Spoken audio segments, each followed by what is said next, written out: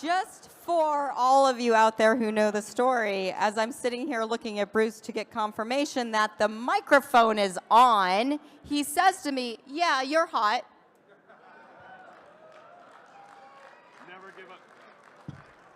Never give up on the bit that works. You just run it into the ground, right? Dude, I mean, Seth MacFarlane style, you just keep punching it. So I know it was a question last night at Shmoo FAQ, and folks, we're going to get started in just a second. This is my stretch, so everybody goes and sits down, and we can get started. Just so you know, the embarrassing part of that story was that I was up here on stage, and I was trying to figure out if the microphone was on, and I very stupidly said into an on microphone, "Am I hot?" That is only one of many embarrassing things I have done up here in front of this microphone. And let's just say that it's entirely possible something's going to happen here in the next hour. So let's just roll with it. And what were the rest of them? There's one I'm not going to mention. I actually had it edited out of the video before it was posted online. We apparently got sponsored by Stella for the closing. Oh, I like Stella and apples and bourbon, Stella and I'm not going to be apples. able to stand up at the end of this, apparently. Also, I've been up here for 2 hours, and I really have to pee, everybody, but, you know, it's going to be fun. Okay, so that was like an embarrassing thing I just did, but it doesn't count because I don't care. What other embarrassing things have I done on stage? Do we even remember? Do you want us to say? Well, you can whisper in my ear. Okay. No. No, I don't want anybody else to say. I've hidden behind the podium more times than I can count. But to be real, I've actually only started speaking into the microphone about 10 years ago, maybe. I actually didn't talk for the first X amount of ShmooCons. I'm so uneven. Jackie's annoyed because I am apparently am uneven. I'm here to serve. I did a lot of speaking when I was in high school and into college, and then all of a sudden I developed what I would call a fear of the microphone. I could talk to people in a group if I was down there with you, but if I had this in my hand, I couldn't do it, right? And it was a very, very scary thing. So I would sit here at the con, and I would do things like stand behind Bruce, and I would like hit his chair when he was saying wrong things. And I'd be like, nope, that's not the right thing. And he would course correct. Like, he could read my mind, which was amazing. Do you remember who was here, Bruce? I don't remember. This is one of the years that ShmooCon fell over Valentine's Day. And Bruce got a very sweet gift for us at the time when ThinkGeek was still a thing, right? And he bought us these heart shirts that lit up when we got in proximity of each other, right? So we'd be walking around the con on Valentine's Day. We'd be around the corner, and all of a sudden our heart life meter would start to go up, and we'd be like, oh, Bruce must be near, or Heidi must be near. And everybody was like, oh. And I must have sold like 100 of those that weekend, and I never got a check. But anyway, what was really funny is when we got up to do the Own the Con talk that year, I really have to pee, you guys. This is going to be so fun. When we got up to do the Own the Con talk that year, I still wasn't really talking into the microphone very much. And every time Bruce would say something wrong, my hearts would go off. Right? Because we were standing right next to each other. So they were at full life. Like, I don't know, it was 4 or 5 hearts. Yeah, that's because I had my finger on the battery pack. Yeah, I found a different way to signal him that he was being a complete and utter Bruce. Hi. Bruce has learned no new facts about gourd husbandry in the last year. I just want to point that out. So we will not be going down that road. Have you learned anything new this year, Bruce Potter? To not discuss gourd husbandry in public. Okay. And always use an incognito browser window when researching it. All right. So we are going to start today, children. Okay. So with the grand, we just sat through a whole talk about how I make my kids do really stupid things and fun things, and I make them go, hey, I got this great idea. Can you do a thing for me? And this is one of them. We are going to play Pomp and Circumstance. We are going, they have not practiced.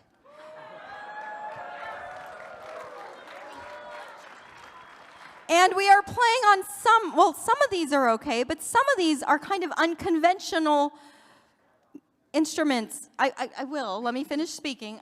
For Pomp, we are playing Pomp and Circumstance on a viola. The correct response. It's alto clef, everybody. Who knows what that is? Nobody. Yeah. We do have Go viola a nerds. euphonium, which is an appropriate instrument for this, so that one's good. And then, Bobby, are you playing the French horn? No, mellophone. Mellophone. Bobby brought the mellophone, which they have not touched for at least a few years. Like, I mean, you touched it this morning. Yeah, I mean, and maybe a couple pep band things here and there, but this was Bobby's marching band instrument. But they actually haven't really played it for a long time. So we're going to grant. Thanks for setting the bar. Listen, my point is that we are going to grant a lot of grace because this is going to be amazing no matter what, right? Okay. All right. Anybody tell me the name of the piece that touches their mouth? It's called a what? Mouthpiece, you jackasses. Starts with a O? Sure, there you go. All right, and then as we do this, what's going to happen is you're going to notice some folks walking in from the back, all right? And I'm going to tell you who those folks are as they come in. All right, are you ready? No. Do you want me to conduct? I'm really good at that. No, I'm not doing anything. I think they got it. All right, this is going to be amazing, and I love you. When they're all inside, when they are sitting down, we reserved some seats, and you in the front row over there are going to have to stand up because those are their reserved seats, right? I ate something really spicy before this. But you're not blowing, so you're just dying. But Daxton's like, I just ate something really spicy, Mom, and I'm sweating. Okay. So here we go. These instruments are loud. That one is not. So now we have made it an electric viola. All right, ready? Here we go.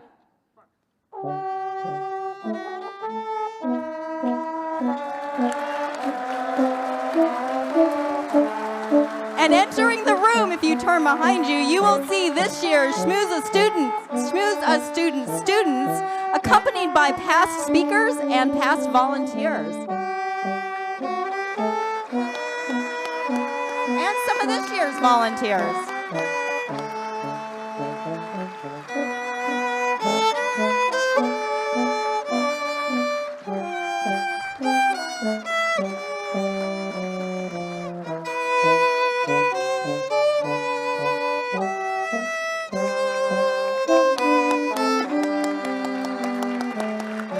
Oh my gosh, they're still coming.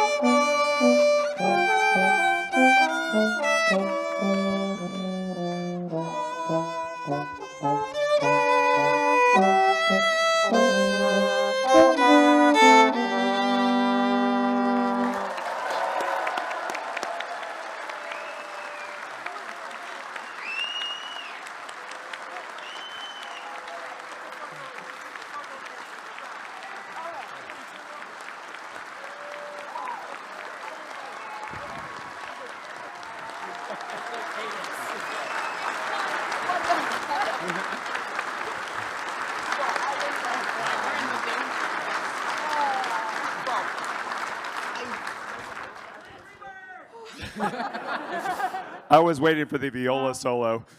Oh, yeah, no, that ain't happening. Yeah. Oh my gosh. You guys are amazing. So, no, seriously, they didn't practice at all.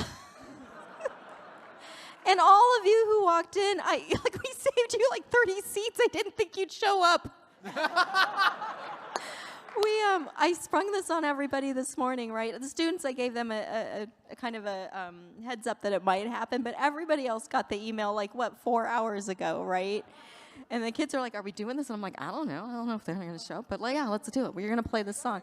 So we did that, and thank you.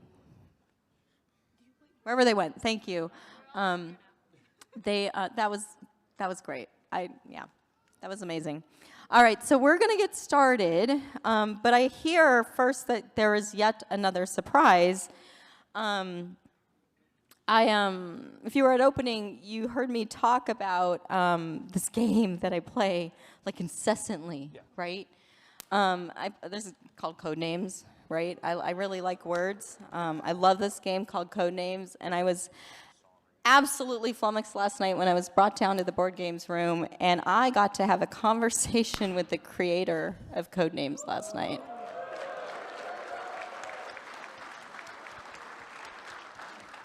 So this has been in the works, I guess, for a while, and I have to say a mad thank you to Cosmos, who's the one who basically hounded the guy and got him to agree to talk to me. But it was really special, and he and I actually spent a fair bit of time actually talking about what it was like to create something that has impacted a lot of people, right? And that's something I have only recently began to understood. English is failing me, you guys. I'm really tired, and I'm kind of a little emotional. But I've only recently started to understand what this has meant, right, and the impact it's had on the community. And that's something that he and I talked a lot about, because his game has been a really big part of my life, and has been an opener to a lot of my relationships with people. And it's something I take to conferences. I throw it up on the table. Noise, actually, who's not here. Everybody, 1, 2, 3. Hi, Noise. 1, 2, 3. She's not here today, and I miss her. I miss Spot so much. Many of you know her. She's the one that introduced me to the game. She's like, I got this game. You're going to love it. Let's play. And then we never stopped playing. I mean, I literally... Codenames people, my Codenames people, we play every flippin' week for 5 years. We skip a couple weeks here and there for holidays, but we do this. It's a thing. All right, so without further ado, we're going to switch really quick, and I guess we just have a short recorded message from the creator of Codenames. I don't know. Is it on the screen? Yeah. Okay. It's on the screen. Yeah. Okay. Hello. I was asked to say a few words to all of you, the attendees of the last ShmooCon. I am Vlada Chvátil, and I am a Czech board game designer. And I was told that one of my board games, Codenames, has been near and dear to Heidi's heart since it was published. And also that over years it became an important part of ShmooCon and has brought many of you together. So hearing this brings me lots of joy. It's really nice. I have created many games, from long heavy strategies to simple fun drawing games, and I make them to entertain people and bring them together. But still, I never imagined that I would create a game that has so broad audience and impact all over the world as Codenames. So thank you for being amongst those that I created the game for. Well, that was my first thought when I heard that there are a bunch of clever IT people that really enjoys Codenames. This is awesome. But my second thought was like, wait, these people may enjoy also our app, because I am IT person by my education too. I was starting as a video game programmer and designer. And a few years ago, I returned to my origins and I was working on the biggest project so far, digital implementation of Codenames. The Codenames app is built around the same core principles as Codenames board game, but it expands them in so many ways that you would be surprised. And it is fun as a solo experience, but also it is a great way how to stay in touch with people that you don't see too often. So, sorry for this promo. Was not meant as an advertisement. We have marketers to do that. It was like I wanted to personally say this to you because you made me exactly the type of people I created for. Anyway, enough about Codenames. You are here to enjoy the final ShmooCon. So have tons of fun, and maybe I'll see some of you tomorrow evening virtually again. Goodbye from Czech Republic, and have fun.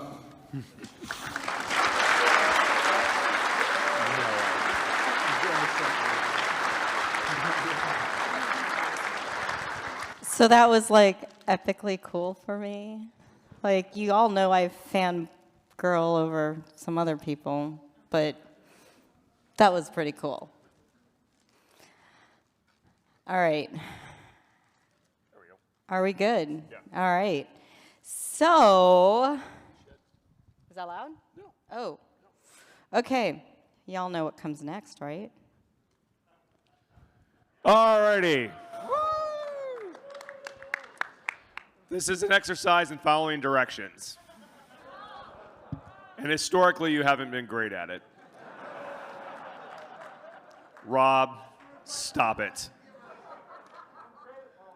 I was actually going to have rock, paper, scissors be the last round of the Taskmaster, the last round, but I was worried that Rob would be pedantic and argue about it, and so I thought spelling a word would be sufficient to keep Rob quiet, and it wasn't.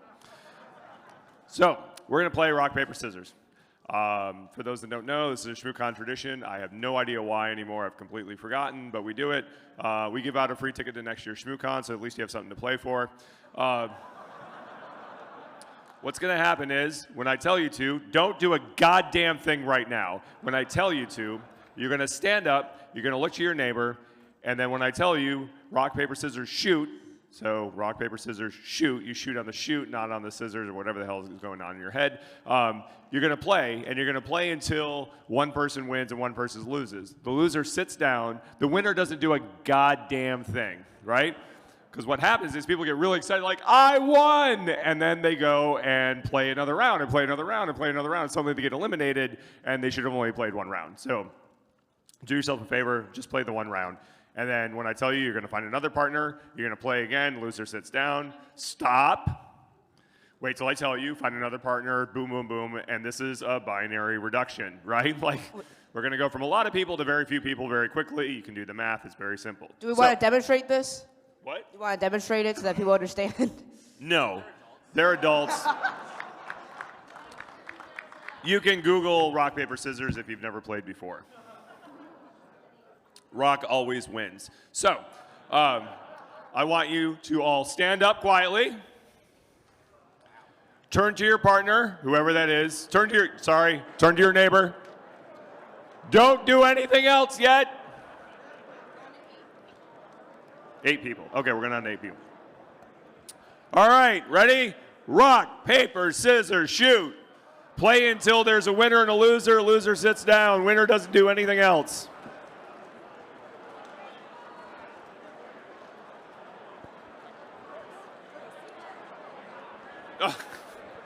All right, I'm playing CJ online. All right, everybody, round 2. We still have some people going, apparently in the worst game ever. There we go. All right, ready?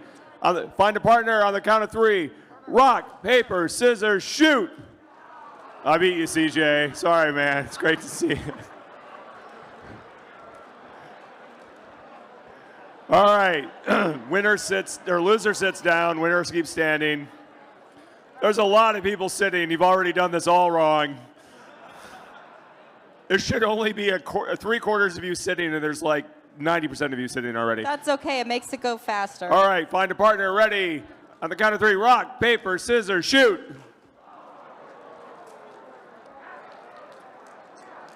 I have no idea what's going on. All right, find a partner. Find a partner. Let me see if I see anybody still playing. Takes a minute to move. Yeah, you gotta move around a little bit. All right, and count of three. Ready? Rock, paper, scissors, shoot.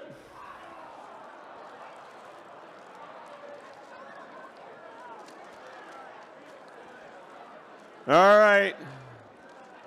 All right. We got one more round before you bring you up front, so everybody find somebody close to you. This is way too short. No idea what's happened here. Ready?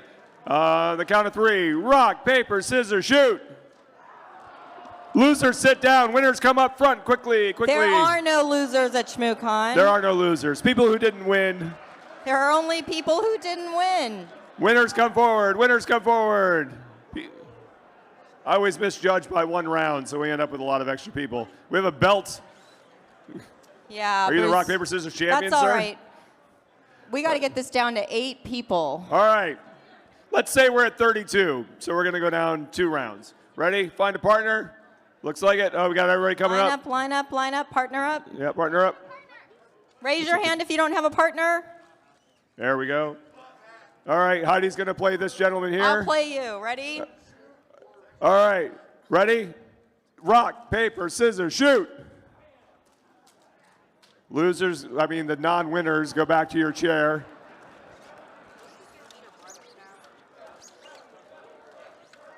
All right, pair up. If you need a partner, raise your hand. All if you right. need a partner, raise your hand. We're down to 16, let's say. Okay, there you go. What are we at, Bruce? We're good. All right, ready? Rock, paper, scissors, shoot. 1, 2, 3, 4, 5, 6, 7, 8. Did we end up with 8? I think we ended up with 8. Did we do it? All right, all the winners come forward up to the front. The winners are getting. Are there 8 of you? 1, 2, 8, 3, 4, 9. 5. There's 9. There's 9. Shit. Well, that's okay. Okay, we need Who something here that are any of 9 you- people can play. None of you were at ShmooCon like 5, right?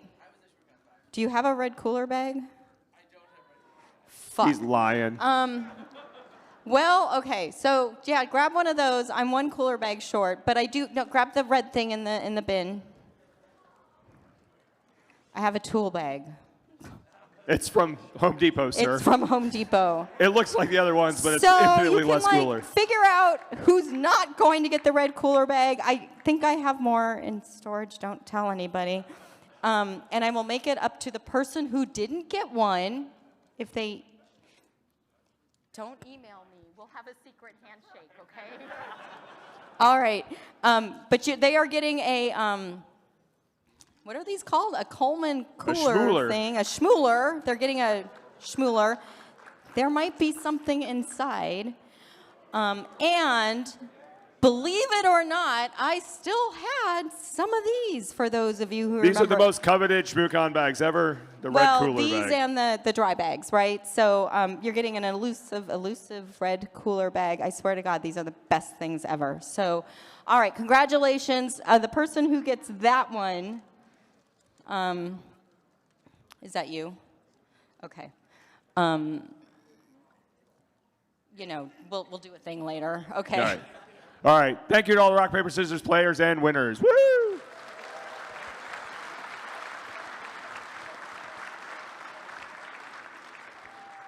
I don't think there's still food inside those, but throw it away if there is. Seriously. It might be death food. Please don't. I'll see that as a challenge. All right, as we go through the rest of this talk, it's not a talk, it's just chaos. As we go through the rest of this, we will be announcing sponsor contests, those that got us the information as we go. This is just my shout out to that, so you know that that's going to happen. I got a moose. Oh, we it's were really called- short. It's called Little Hunks. Mom, here's another moose. What? I got another moose. Oh, okay. No, I didn't. There we go. Okay, it's adorable. Okay, so this is just my warning to you that as we go through these slides, you know, there'll be periodic sponsor slides. We will announce the contest, we'll announce the sponsor, the contest, who the winner was, you know, something like that.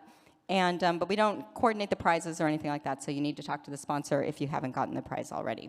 Okay, so we understand how that works? All right. Same as it ever was. I feel like every time I say that, I feel like, yeah, there you go. Thank you for the assist. All right, as promised when we were going through Own the Con, total number of checked-in attendees end of Friday. Whoa, I didn't write these slides, so this is going to be really fun for me. Was 1950, but total as of 1 p.m. today was 2152, so that's fantastic. And most of you are in this room, best I can tell, so thank you for being here.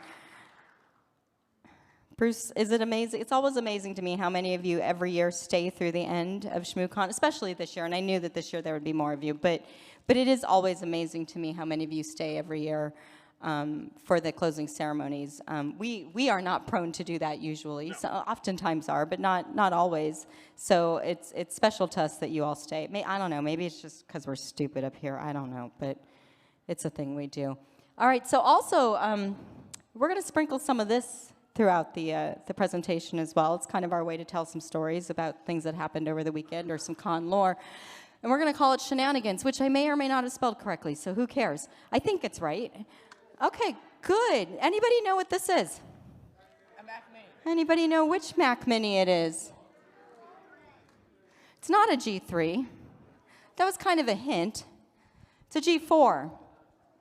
Anybody know anything about this? Guess what? It had a birthday. Yesterday. Guess how old it is?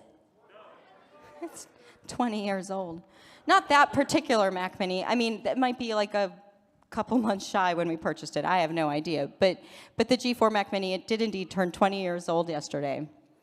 Another fun fact about that Mac Mini. You can read the notes. Oh, I can't from over there, but I can read them You from can over read here. them from here. It runs 10.4 Fox, which is a binary-only Firefox port that was released on SourceForge, so you could run Firefox on G4 Mac OS, because it was obviously abandoned when they shut down that architecture years ago. So, and it's still... It's still at Reg. It's Yeah. what we use. You think your point-of-sale system's old? You should see ours. Right. So I will point out that it is air-gapped. Okay, it's not connected. Well, maybe briefly connected to the internet, but it is not. It's safe and it's old, and it will now live in a closet. Next year, we're going to have a CTF where you get to attack that. Something like that. All right, so I have no idea what order these slides are in, but I can tell you it is Labs next. I don't know if they want to come up and talk or make us do it. Okay. Thanks, Louise. This is really small. Remember, Louise, when I said I'll go back and fix that later? Yeah, I didn't do that. Okay, so I'm going to squint, and Bruce is going to read the big print down there. Which big print? There, yeah, It's right? all the same size. I know. It's actually not in a font abomination. They've done a good job. Listen, I literally cut-pasted it in and said, Louise, I'll go back and make it look pretty later. So Next year. Labs, again, was just a wild success, thanks to the sponsors and the Labs staff for getting it up and running. The whole goal of Labs has always been to build an enterprise-grade system here on site, so you had free, secure access, and it was also a learning environment for Labs attendees to come and learn, get their hands on enterprise gear, see what the networking architectures are like, and work with people who do this for a living and to be able to advance their own knowledge and careers. We had a whole bunch of people on the WPA2/3 SSID. Almost 50% of you enrolled and used that as your primary SSID, which is actually an increase from last year, so that's awesome. We had 2.2 terabytes of Wi-Fi traffic. I don't know if that's a new IEEE standard that I'm unaware of. It's like POE++, which is a real thing, not an annotation. Sorry, no POE nerds? Anyway. Like two, apparently. Yeah. I bought a POE++ box the other day, and I thought it was like an annotation, and then we looked at the bottom for the footnote, and I'm like, there's no footnote. Oh, it's a spec.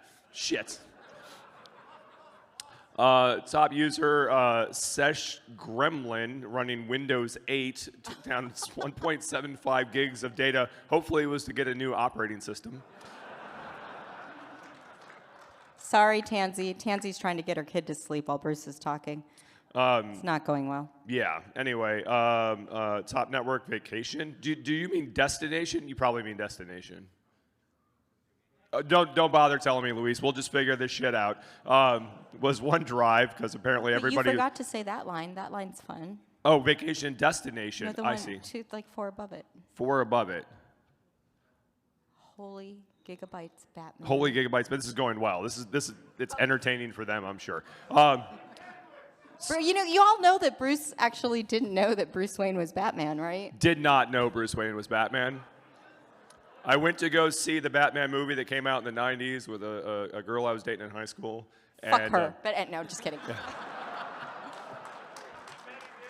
And the theater was an old school theater where you're all basically sitting like arm to arm next to each other and the whole place is packed. And at some point there's a shot where Bruce Wayne's in the Batcave and I basically do a grifter stage whisper of, "Is Bruce Wayne Batman?" And like half the theater turned around to me and were like, "Are you a goddamn idiot?"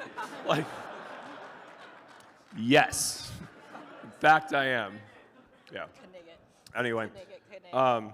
Anyway, thank you very much to everybody who's participating in labs. There's a thank you in the program where Luis and crew have written a very nice thank you to everyone who's participated over the years. But we want to just give a heartfelt thanks to giving us a reliable and not only a reliable network, but a learning environment that people can come and learn and grow in their careers and in their knowledge here at ShmooCon. So thanks to ShmooCon Labs attendees and staff. All right, so next up we have our first sponsor. Oh, shit. And that just happens to be us. That's so, us, yeah. That worked out well. Normally we don't actually reveal that on stage, but it's the last one, so who fucking cares? Yeah. Anyway, thank you to Lucas for winning. We had the turnstile game. Those are 2 government surplus turnstiles that we turned into the game. Listen, you never want to be in a meeting with Bruce. Well, I'm in meetings with Bruce all the fucking time because I work for him now. Thanks, boss.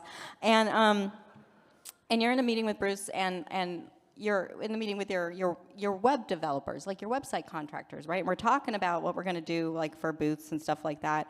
And one of them says, you know, wouldn't it be cool if, like, you guys had some turnstile, maybe some old turnstile? Before they could finish the sentence, Bruce was like, ordered on eBay.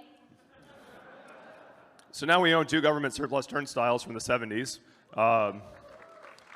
And I don't know what we're going to use one next, but I think it's going to be a meme where we put one in front of the house and just in the middle of the yard and see who tries to go through it. So that's... Our poor delivery drivers are going to be... They love us because we have the cool snack box, right? We put out snacks for our delivery drivers because they're at our house like 7 times a day, you know, during this time of the year.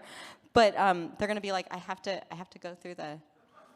It just has a button to activate it, though. There's no card, so you just press the button. It's fine. Anyway, thank you to Lucas. You have won an Arduino, so thank you, Turngate, for giving that up. Yeah. Lucas, if you're here, you can come up and grab it later. Or now. Is Lucas in the room? I don't know. We don't normally do this, but whatever. Yeah, okay, we'll find him later. Okay. All right, moving right along. Book swap. Ms. Bat, did you want to come up, or do you want us to do this? I can do it! She's all the way in the back. All right, so here's a photo of sort of before, and yes, we had permission before, because I'm in this photo, so I know there was permission. She missed the part where we were all like pointing at each other's books. We're all still there posing for like a good 5 minutes. She's like, guys, it's over.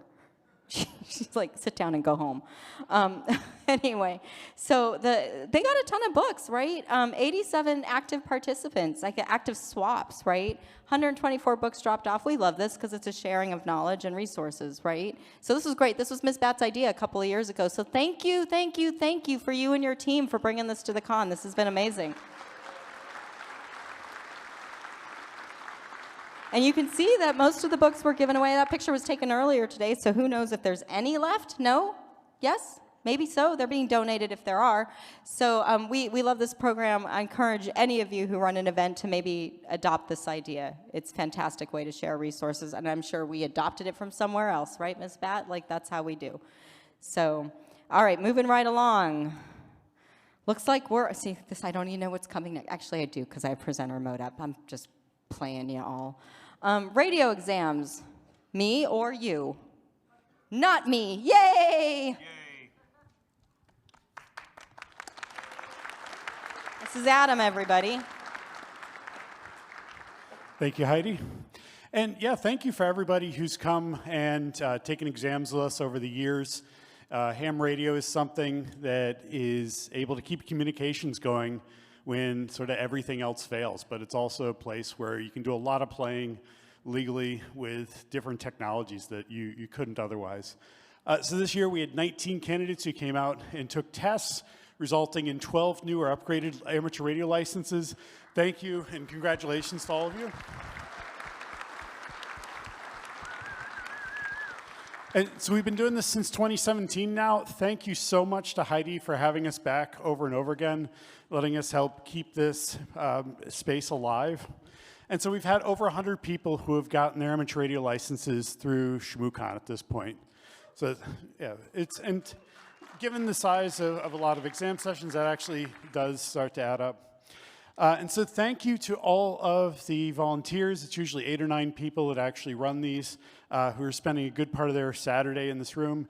And a special thank you to Jeff Hutzelman, who year after year has been coming out from the Carnegie Mellon Radio Club, bringing the supplies to do all this, standing up back there, to do this from Pittsburgh. And so yeah, thank you again. All right, we're really happy to host those every year. I think maybe at some point in the future, we'll have time to do that. So I'm looking forward to adding something to our resume. All right. Yes. Remember that thing that Jackson told me I ate something really spicy? Yeah. Yeah, if you like spicy, holy cow, I just ate one of these. Do we have new sponsors? We're closing Stella and... I know. These are the sponsor moments, everybody. Route 11 potato chips. Holy Perfectly cow. spicy. These are hot habanero, and I just ate one. And I do a lot of spice, but those got some kick. You're welcome. Yeah, wow. in the coffee shop. I'm like salivating. We have 4 more. Don't Okay, worry. no, we're good. We're going to keep moving. Holy shit.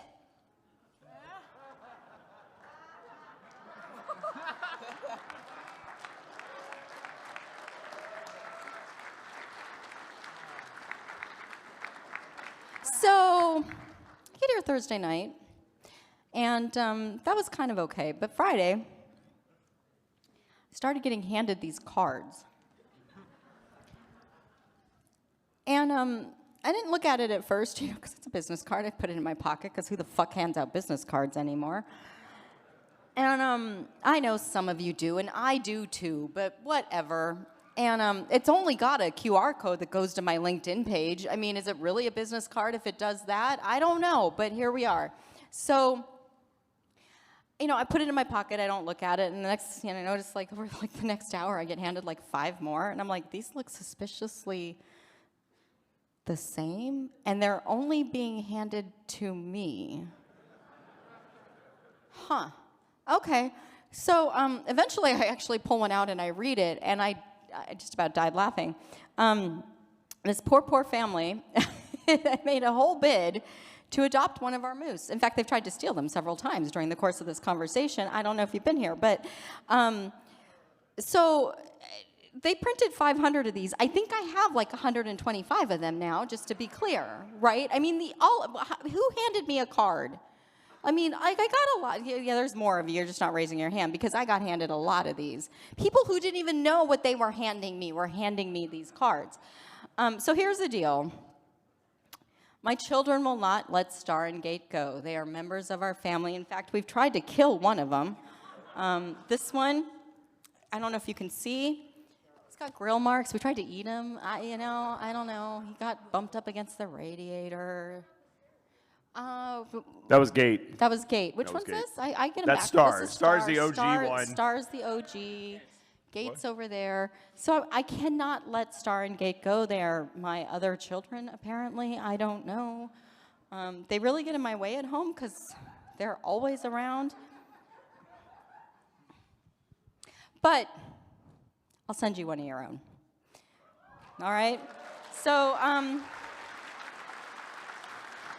with a caveat that I'm not sure they make this one anymore, so it may not be exact. Just give me some time and I'll figure it out, right? We'll do a thing.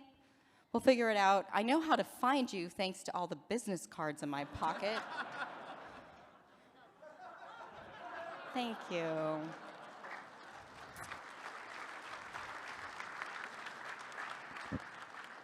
Anyway, that was delightful. All right, Bruce. Let this be a lesson. Be annoying until you get what you want. Polarity was a sponsor. I do this for them, right? They don't come up. You do it. Okay. It's been a whole year, and I've forgotten what the hell I'm doing. They had the Cyberdeck Challenge with the hashes on the cards. Thanks to Kat and Bradley. He used a thermal camera sensor to detect humans and say hello. And thank you to Bruce and Heidi. So the winner was, there is no winner on here?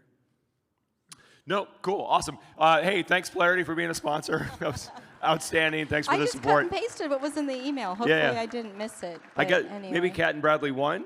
Is this its own challenge? Paul, are you here? Was it a challenge to figure out what this meant? No. Okay. Anyway. Okay. Hey, Apologies if I missed a line. Yeah. But anyway, we think maybe there's a winner mentioned here. We're not sure, but they will figure it out. Polarity's awesome. What was How that? about that? We're good? We're good. We did it. All right, yay! We did it. We didn't fuck it up. Didn't fuck it up. All right. Fucking Saturday night. Lynn Tile, do you want to talk about your part of Saturday night, and then I'll talk about board games? Are you in the room? Oh, here it comes. Moving with alacrity. What up, ShmooCon? I just really quick want to say a huge shout out and thank you to everybody that came out last night. Huge congratulations to our winners, Team Hat, who will be taking home not one but 5 championship belts, because there's the internet that makes those things apparently. Also, on a more serious note, I want to say a huge thank you to everybody that donated last night. We donated $1,545 to the EFF. And 10 euros and 20 pounds sterling, just in case anybody's keeping track at home. A lot of trivia questions. All of the answers are going to be released on social media, so stay tuned for that. You might learn something. Thank you so much to ShmooCon and all the support we've had throughout the years, and until I see you next time, don't fuck it up.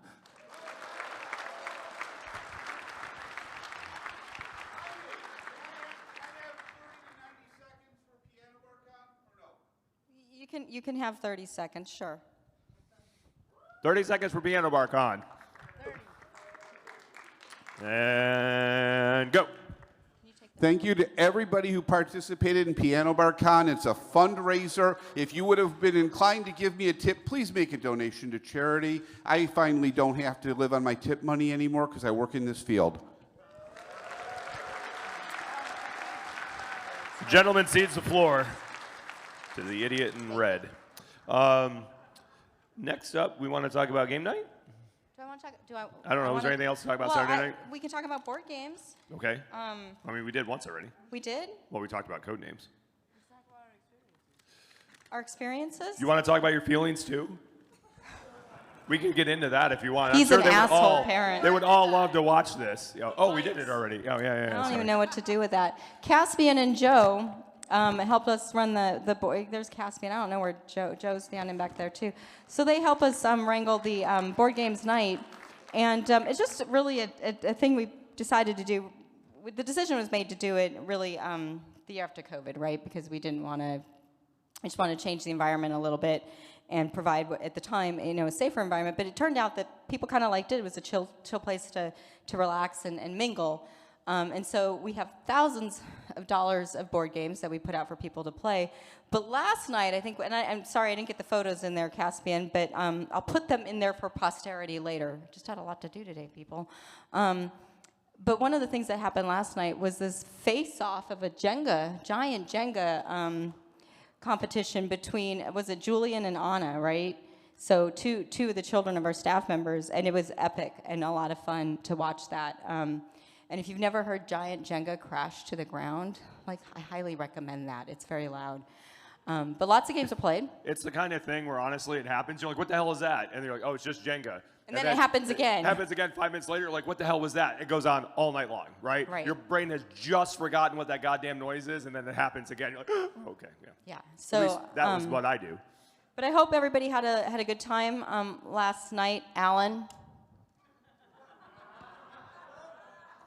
had a good time last night. He's there. He's glittery. He's in the back. Yeah. Anyway, not to call you out, but we already called you out, so why not call you out again? Also, he posted about it publicly, so I feel like I can say that he was up till 4 a.m. Sorry. I'm just throwing the shade at Alan. All right.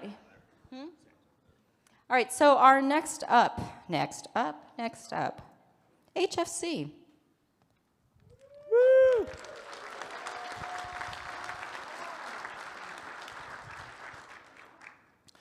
All right, I'm going to read this because otherwise we're all going to get a little teary anyways. And I won't get through it. Thank you, Bruce and Heidi. I appreciate all the 15 years. On behalf of our founder, Johnny Long, and the entire HFC street team that's been around, I want to extend our deepest gratitude for 15 years of support.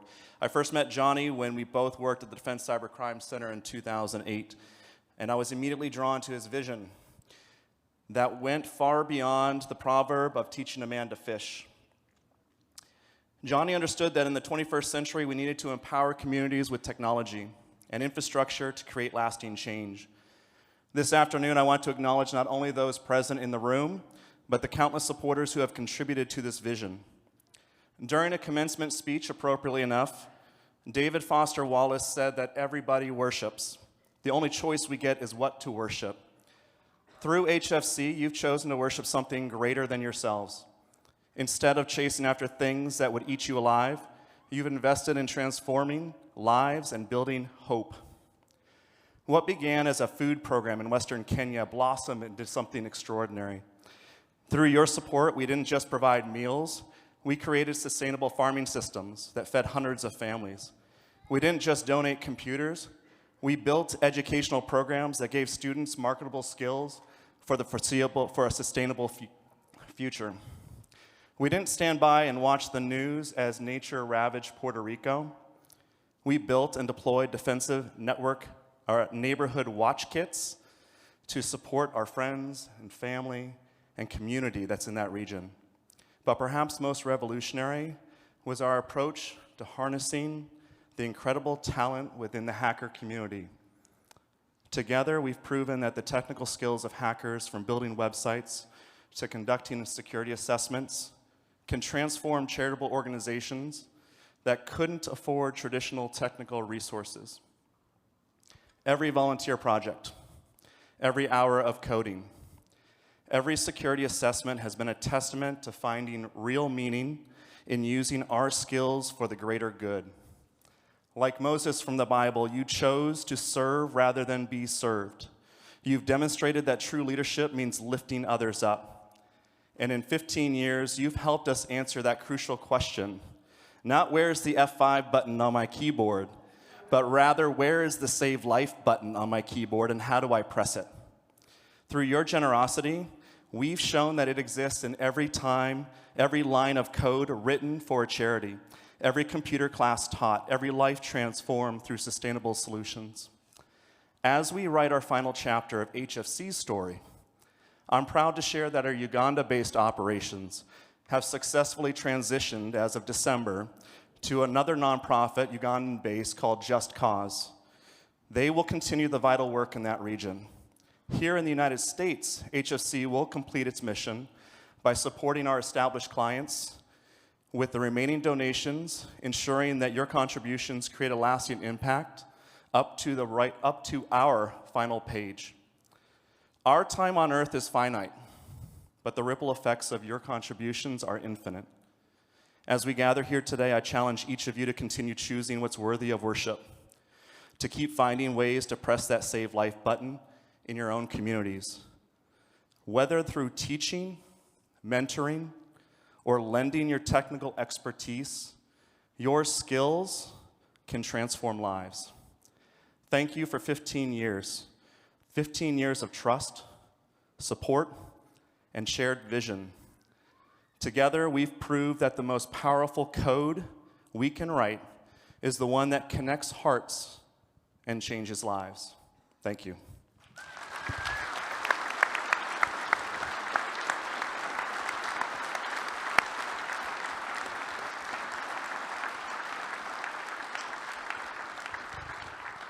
Do you know, hey, Sam, do you know if Johnny's watching?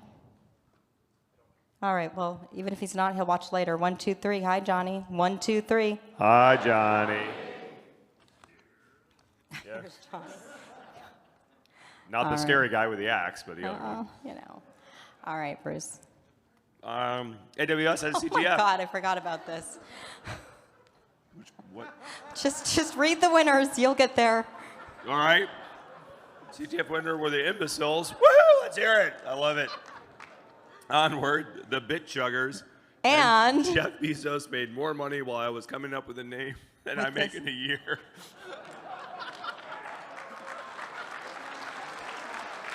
Go see AWS. They have cool Amazon devices for you. Don't be afraid. I'm sure their corporate lawyers haven't come by or their marketing people. that was to my retool. editorial Yeah. comment, but they blessed it. It's all good. That's funny. Before we do the next one, Grex, you should be ready coming up here soon.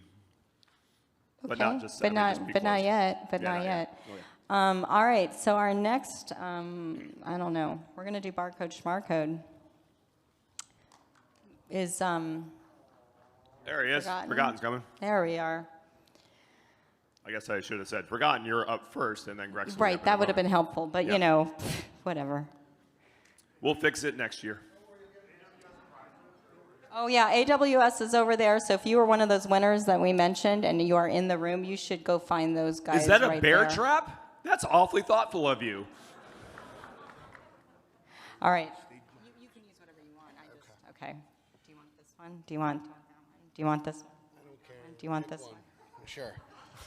So, Ouch. couple winners. We always love crochet. It's always interesting. It's always creative.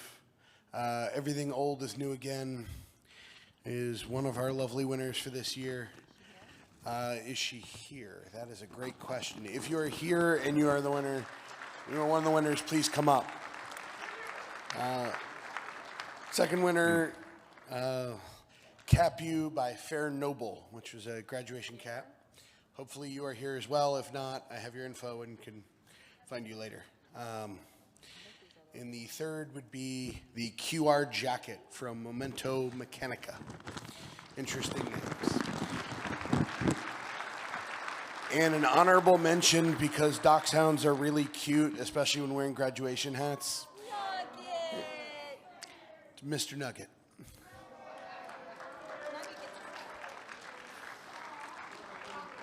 Thank you, everyone that participated, and I hope you carry the creativity forward. And I'm so glad Heidi and Bruce and everybody are awesome enough to let us keep doing this contest. Yeah, man. It's great having you. Thanks very much. Thanks to everyone nice at Barcode Smartcode for doing this for years.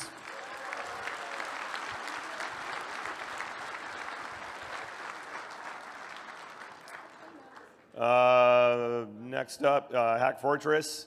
Doing it or are you doing it? Oh, Bobby's doing it. Yay, Bobby. Good job, Katie. Woohoo! This is Bobby. Hi, I'm Bobby again. Hi. So I say this out of fear. The winners of Hack Fortress this year was MVM. Oh, that didn't. Oh, okay. There. Okay, I was expecting the MVM chant because the Discord is filled. They defeated Big Doggy, which is defeated. Yeah. Combination of teams from RIT and the Right Honorable Duke Shadwell and his uncommonly large hound.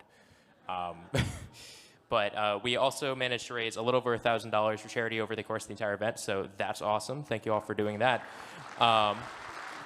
With a honorable mention to Cluck Force 5 for wearing the appropriate attire to the team name while attending the competition. So thank you.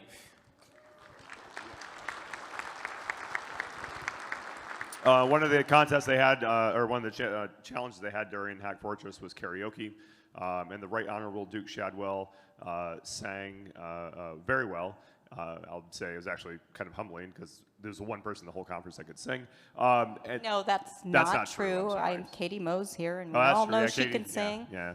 But there was also a contest where they had to the tune of Green Days.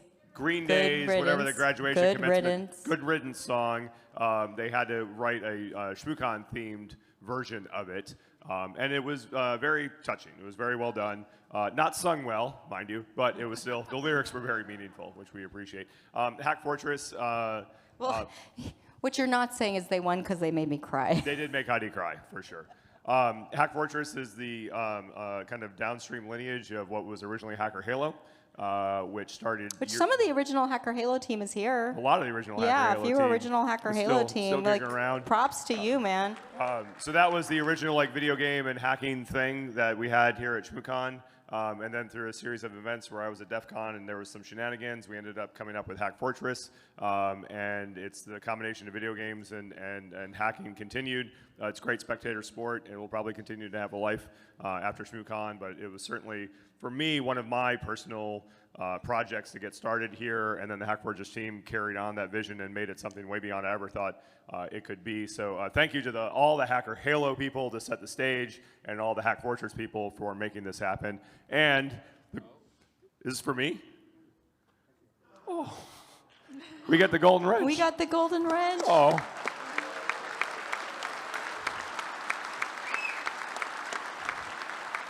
Wow. And I can't play either hacking or Also, you don't get TF2 to for take shit. that to the garage. That lives inside. Okay, it lives inside now. So anyway, thank you, Logan. Just saying.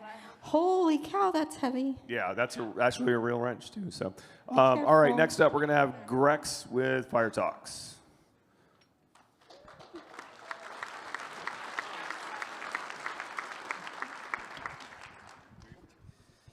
Good afternoon. Oh, shit.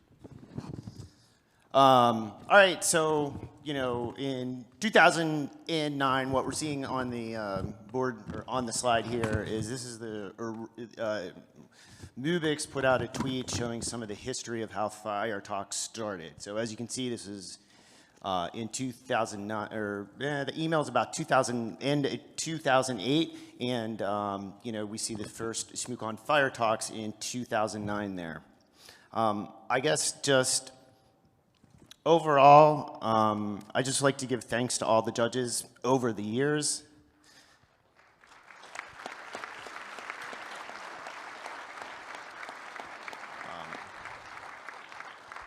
So the first four, Space Rogue, Katie, and Kim, and Ray, this year for being the judges.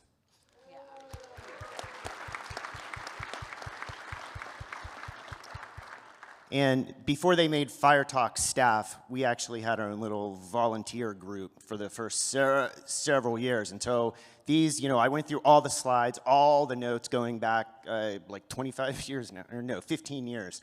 And so these are the names, so if you're out there, I know I was talking to one person and they were like they brought their son here. And when I showed this during Fire Talks, they, their kid was like, oh, there's your name, Dad, from way back. So that means a lot to me. But anyway, thanks. Thank you. That's all I can really say.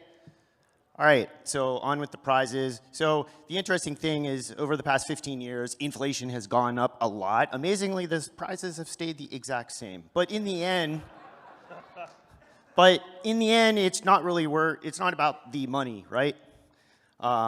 It's just a little incentive. So, it's worth a lot less now than it used to be. But before I go into the third place prize, so we have an honorable mention this year. So this is going to be Kirsten Renner. Start at the finish line. If she's here, please stand up. All right. So she's going to get to be a judge next year. So. It's great prize. Great prize. All right. So finally, place, essentially third place, $125 gift certificate. Amelie Koran, multi-sector / industry hobo. So we've gotten a few. I don't know, if you're here, please stand up, be recognized. So we can, for this, I mean, and we can touch base afterwards about, you know, getting gift cards and such done. So second place is Richard Zach with his project MalwareDB. I don't know, thank you, Richard. And then finally, the winner for this year's ShmooCon Fire Talks is Carl Kosher, The Unethical Engineer's Guide to Event Ticket Acquisition. And so this was a really cool talk about how to get the ShmooCon barcode. Yeah, use that next year. Yeah, you can use all those, watch it, and you can use it next year. Now, just kind of some free-form notes here. And I'm going to read this, and so all the Fire Talks judges, you know, if they were to kind of rate me after the Fire Talks, I know they would deduct like 50,000 points because I'm going to read it. So, but I feel like the words that I kind of wrote down here are important enough that I kind of want to just read it and make sure that it comes through well. So I don't know what's next, something we're all facing this year. But I'd like to give a big thanks to everyone that's ever been involved in Fire Talks here at ShmooCon. To the InfoSec community, you've helped me grow so much since I took over in 2010. Thank you. To the audiences that attended over the year, I hope you learned a lot. I learned so much too. To all the people that submitted over the years, watching many of you grow from maybe your first talk over the years to leading community and industry contributors, I kind of feel maybe in a small part like that proud dad. To the staff, I mean, just overall, the staff is awesome. Over the years, I've directly interfaced with streaming, recording, and security teams. Thanks for being flexible with us. Sometimes we go over, you know, we were very lucky this year, but so thank you to them. And lastly, to Heidi and Bruce for having and supporting Fire Talks through the years. Thank you.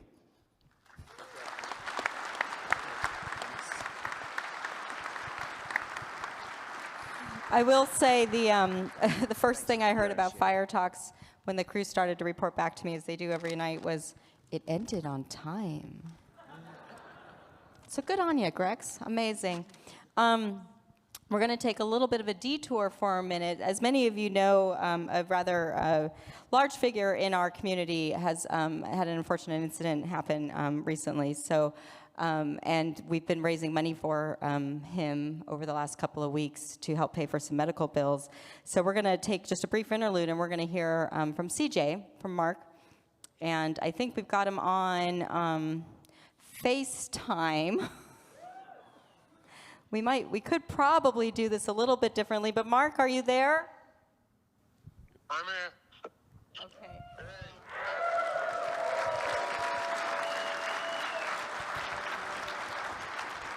All right, so you just got a huge round of applause, but I know that you wanted to take a minute to say a few words, so now's your chance. Maybe.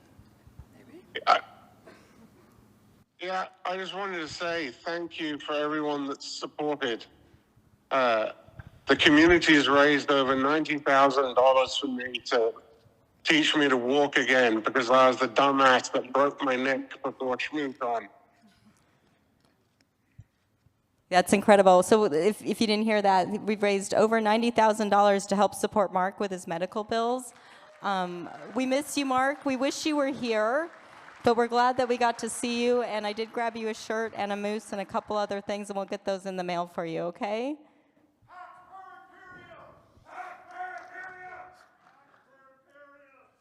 All right, everybody give 1, 2, 3, hi, Mark. 1, 2, 3. Hi, Mark. There we go. All right. Just as a heads up, if we could make sure that the RFCTF and the crypto or college people are on deck over here for a few minutes from now. All right, T-shirt charities. This is something we started, I don't even remember when, but it was a long time ago, and it really was that, yeah, no, I mean, it does a lot of good, and we've donated a ton of money over the years to different charities, but God's honest truth, the reason why we do it is I didn't want to pay sales tax. There's always a way to get around something, and we were talking to our accountant way back when. I was like, well, I don't really want to sell anything in DC, and he's like, well, give it away. And I'm like, well, how do I do that? And he's like, well, just give the T-shirt away, accept the donation, and donate it to charity. And I was like, bingo! So it was really our accountant's idea. I don't remember his name, do you? No, right now. Right. Okay. So it's not the accountant we have now. Okay, it was a previous accountant. It might have been with the same firm, though. Yeah. But as of Frank, like an hour and a half ago or something, right? I'm looking over there like Frank's over there. He is. I'm just staring wildly like Frank is somewhere over there. But he is, so I win. We have raised for Reading is Fundamental just over $12,000. And for the EFF, who I swear I will get their check to them. If you're still here, we can do that before you leave. Just under $12,000, so pretty matched donations there. This is really cool to me. Now, here's what you need to understand. I eat the cost of those shirts. I get to kind of write them off, so that's a little bit of a benefit. But every single dollar that you give, this isn't just the T-shirts, right? This is those bags of crap and the old bags and all that stuff. When you put those poker chips in the little ballot boxes, that's that money. That's where this goes. So we put that back to these organizations, and they go out and do good things, for us and the greater good. So thank you for participating in that. Yes, it's for you. It's like you bought a T-shirt, right? And you also get the T-shirt. But it's an amazing thing that we get to do year after year, and over 20. Well, I guess this started in year. I don't remember what I had for breakfast, so this is that's a special kind of challenge. I don't know. I don't remember when we introduced this. It was a long time ago, but we have donated probably at this point upwards of $100,000 to different organizations over the years. So thank you for participating in that.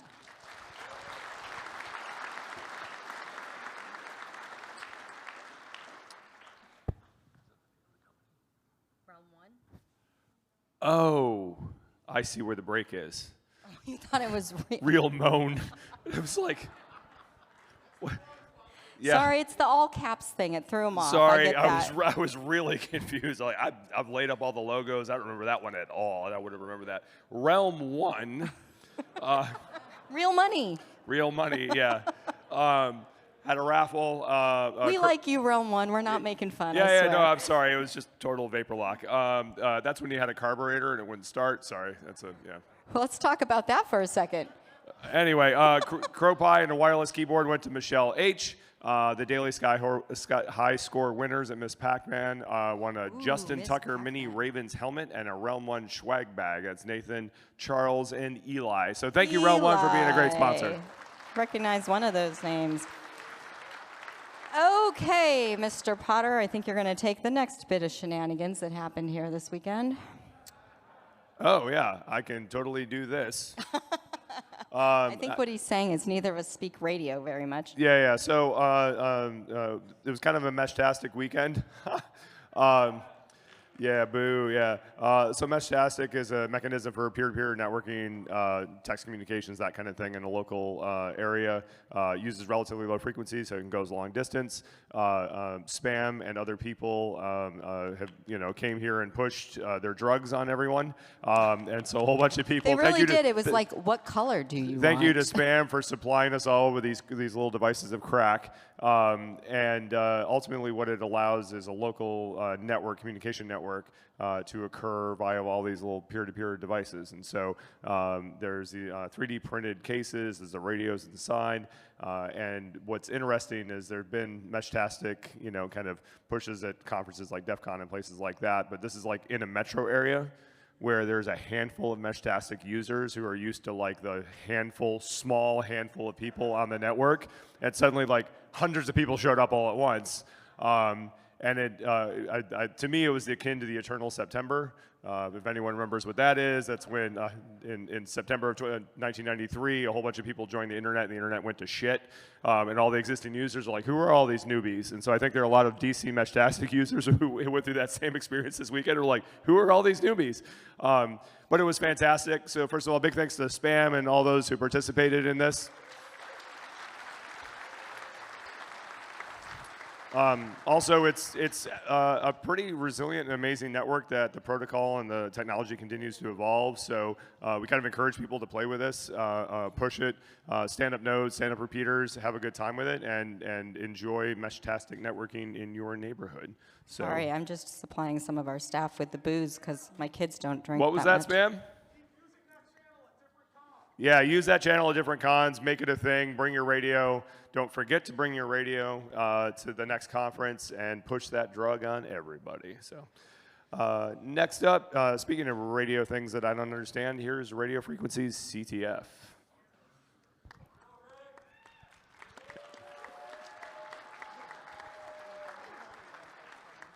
I don't know, does this work? No. No. Yeah.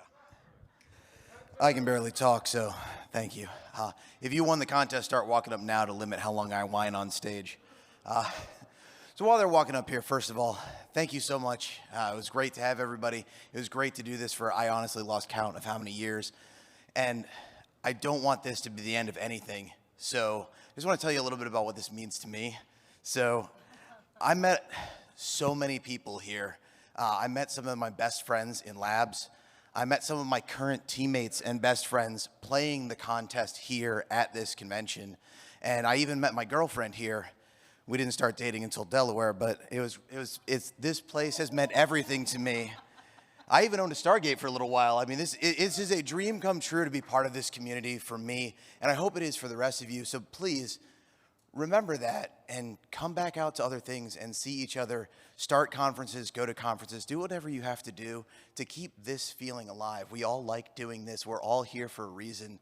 Don't stop. Don't go home. Don't cry that it's over. Keep going. So that's the best I got. And we ran a contest. So for 18 years, but not all of them here, we've been running a Capture the Flag contest across different radio spectrums. Today we were doing from 125 kilohertz, which is kind of low, up through infrared, which is kind of high. And we had a whole lot of fun with that. We had so much equipment on the tables up front, but still more equipment brought in by all of the people to play the contest, which was absolutely incredible because we get to see what they build. And honestly, that is the coolest part of this for me. We had 166 total challenges. 22 teams were competing, and we, had a couple of folks play. So we had a couple of winners. Number 3 is Public Access. Number 2 is Blunderbuss. And for the I don't know how manyth time, What the Freak came in first. They have officially finished beating us as a prize piñata. So where are you? You come up. Come on up. In true fashion, when we were told that this conference was ending, we decided to make our theme this year for all of the conferences we go to Stargate. So we have a bunch of Stargate stickers, and we had Stargate uniforms, and we are giving away a 0-point module to our illustrious winner. I wish you the best of luck with your 1,300 Lego pieces. I can't wait to see pictures of it complete.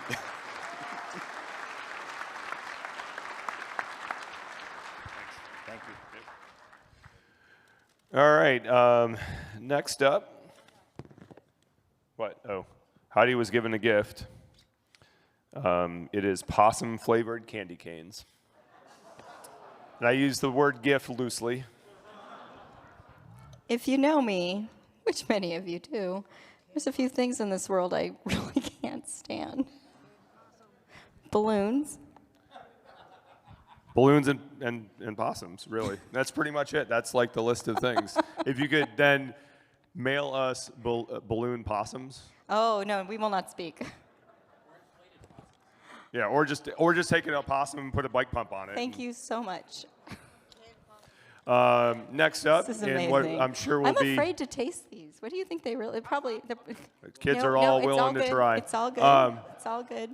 In what is sure to be interesting, the badge contest people, the Crypto College, are going to come up and give their presentation. Let's hear it for the badge contest folks.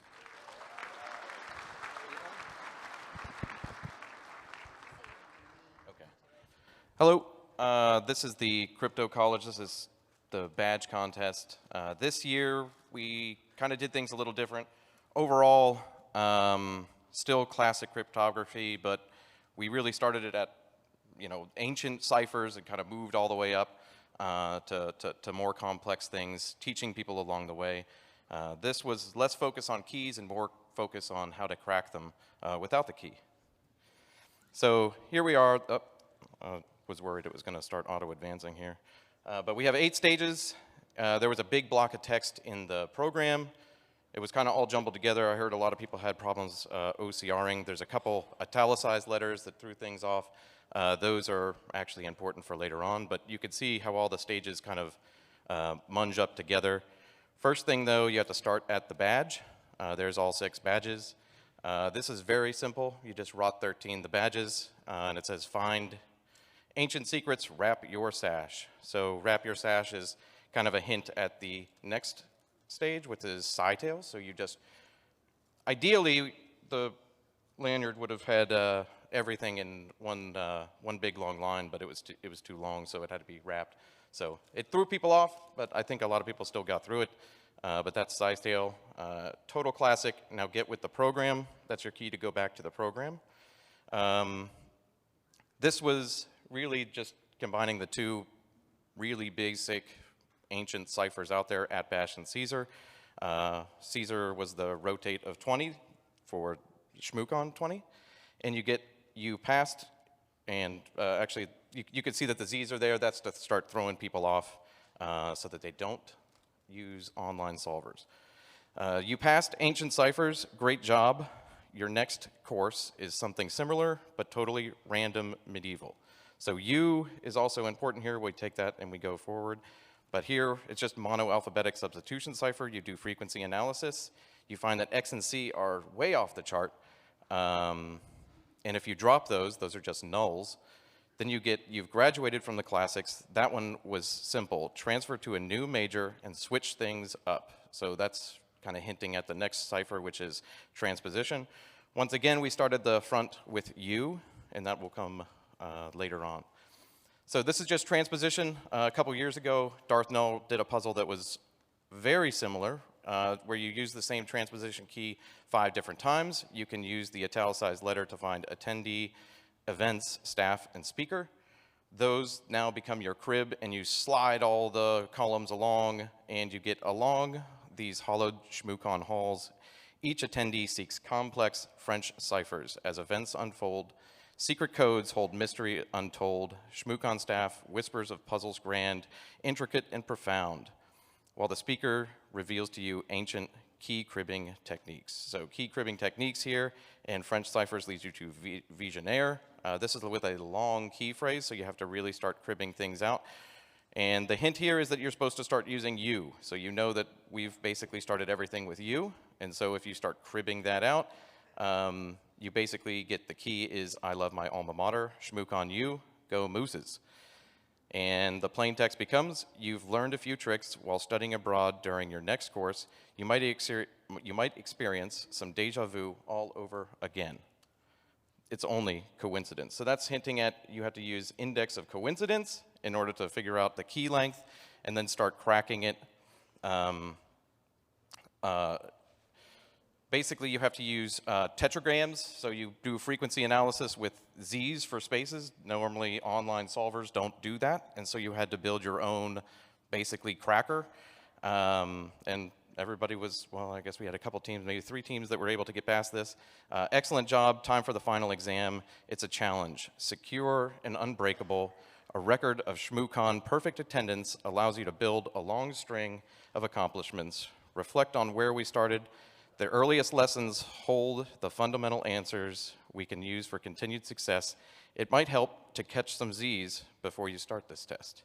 So once again, we're talking about the Z's, we're talking about Unbreakable, we're going to one-time pad.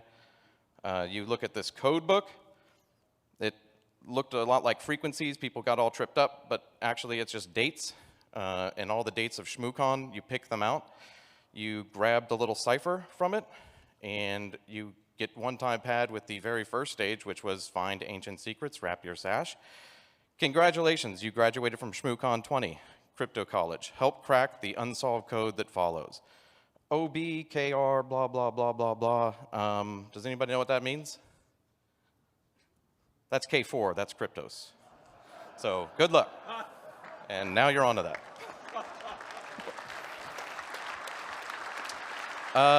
The runners-up were Pikachu Mafia, oh, and Time Lords, and the winner was Maximum Effort. They were able to get through everything. Cool.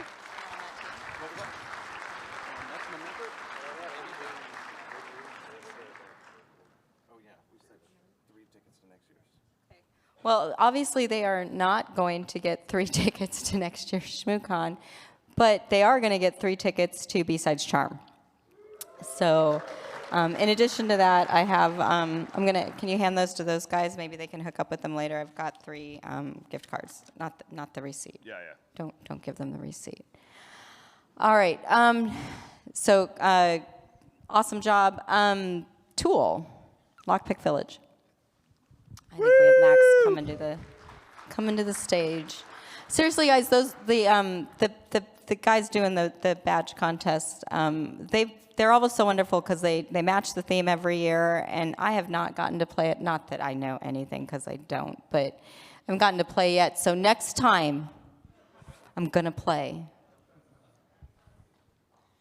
I just want to thank all the ShmooCon attendees for coming out to the Lockpick Village this year and every year. We really appreciate having you. There's a lot of people who learned to pick locks for the first time, which was great. A lot of people who learned to pick harder locks, and a lot of new lockpick sets going home to new places. So thanks for coming out, and I'm really going to miss coming to this conference every January. Thank you, guys. Cool. Thank you.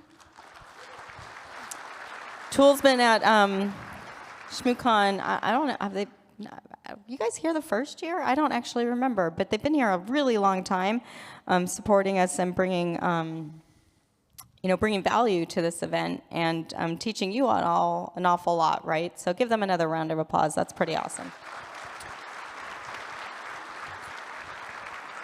And if Will and Mike can be on deck, that'd be cool. There they are. All right.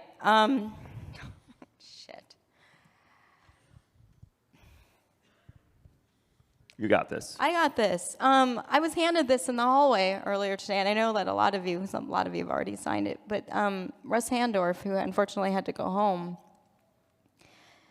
created a yearbook, a ShmooCon yearbook for me, and I was just informed that it's actually the first of 3, and each book is going to contain 5 years of memories.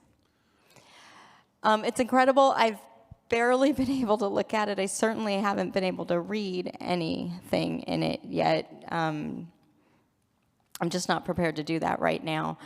But this is, it's amazing, and literally it's full of photos. Some photos I haven't even seen before. I don't even know where they found the photos of the first 2 events, because we didn't really. Carson, you came on staff in year 2? The third, when I asked you to, then year 3. So we don't have a lot of real photos from years 1 and 2, and yet they found some. So that's really special to me.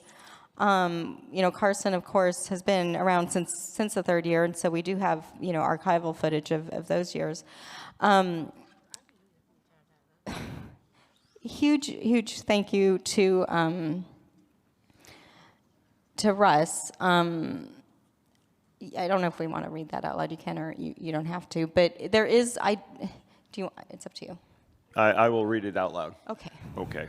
Dear Potters, there's no easy way to say this, but thank you. ShmooCon is more than an event. It is the Potter way of life. Love, dignity, respect, and grace and acceptance has built this into an everlasting family. You have brought so many folks into our broader circle, helped them, nurtured them, and supported them, ultimately focused on consistently growing positive hacker culture with an eye always beyond the horizon. The world is a better place because of you. You should be proud of that. Hugs and smooches. Smooches. And I apologize, it does feel maybe a little self-serving to read that out loud ourselves, but as I explained, Russ had to go home. This means the world to me. This is an incredible, incredible memento to receive. And the only reason I am kind of bringing it up is because there is still space in the back for signatures. So if you would like to sign this for me, because I'm asking you to, it's going to be up here. I'm going to put it in my lovely friend Branson's hands. And he is going to take charge and take care of this priceless memento, dear sir. Okay. And I will supply you with pens at some point. And if you would like to sign that, I would love for you to. It would mean a lot to me to make sure it's not a smeary pen, please. You know that thing when you do the thing and then it smears all over the place? I would hate for that to happen. But anyway, thank you to all of you who signed it, participated in helping with that. It's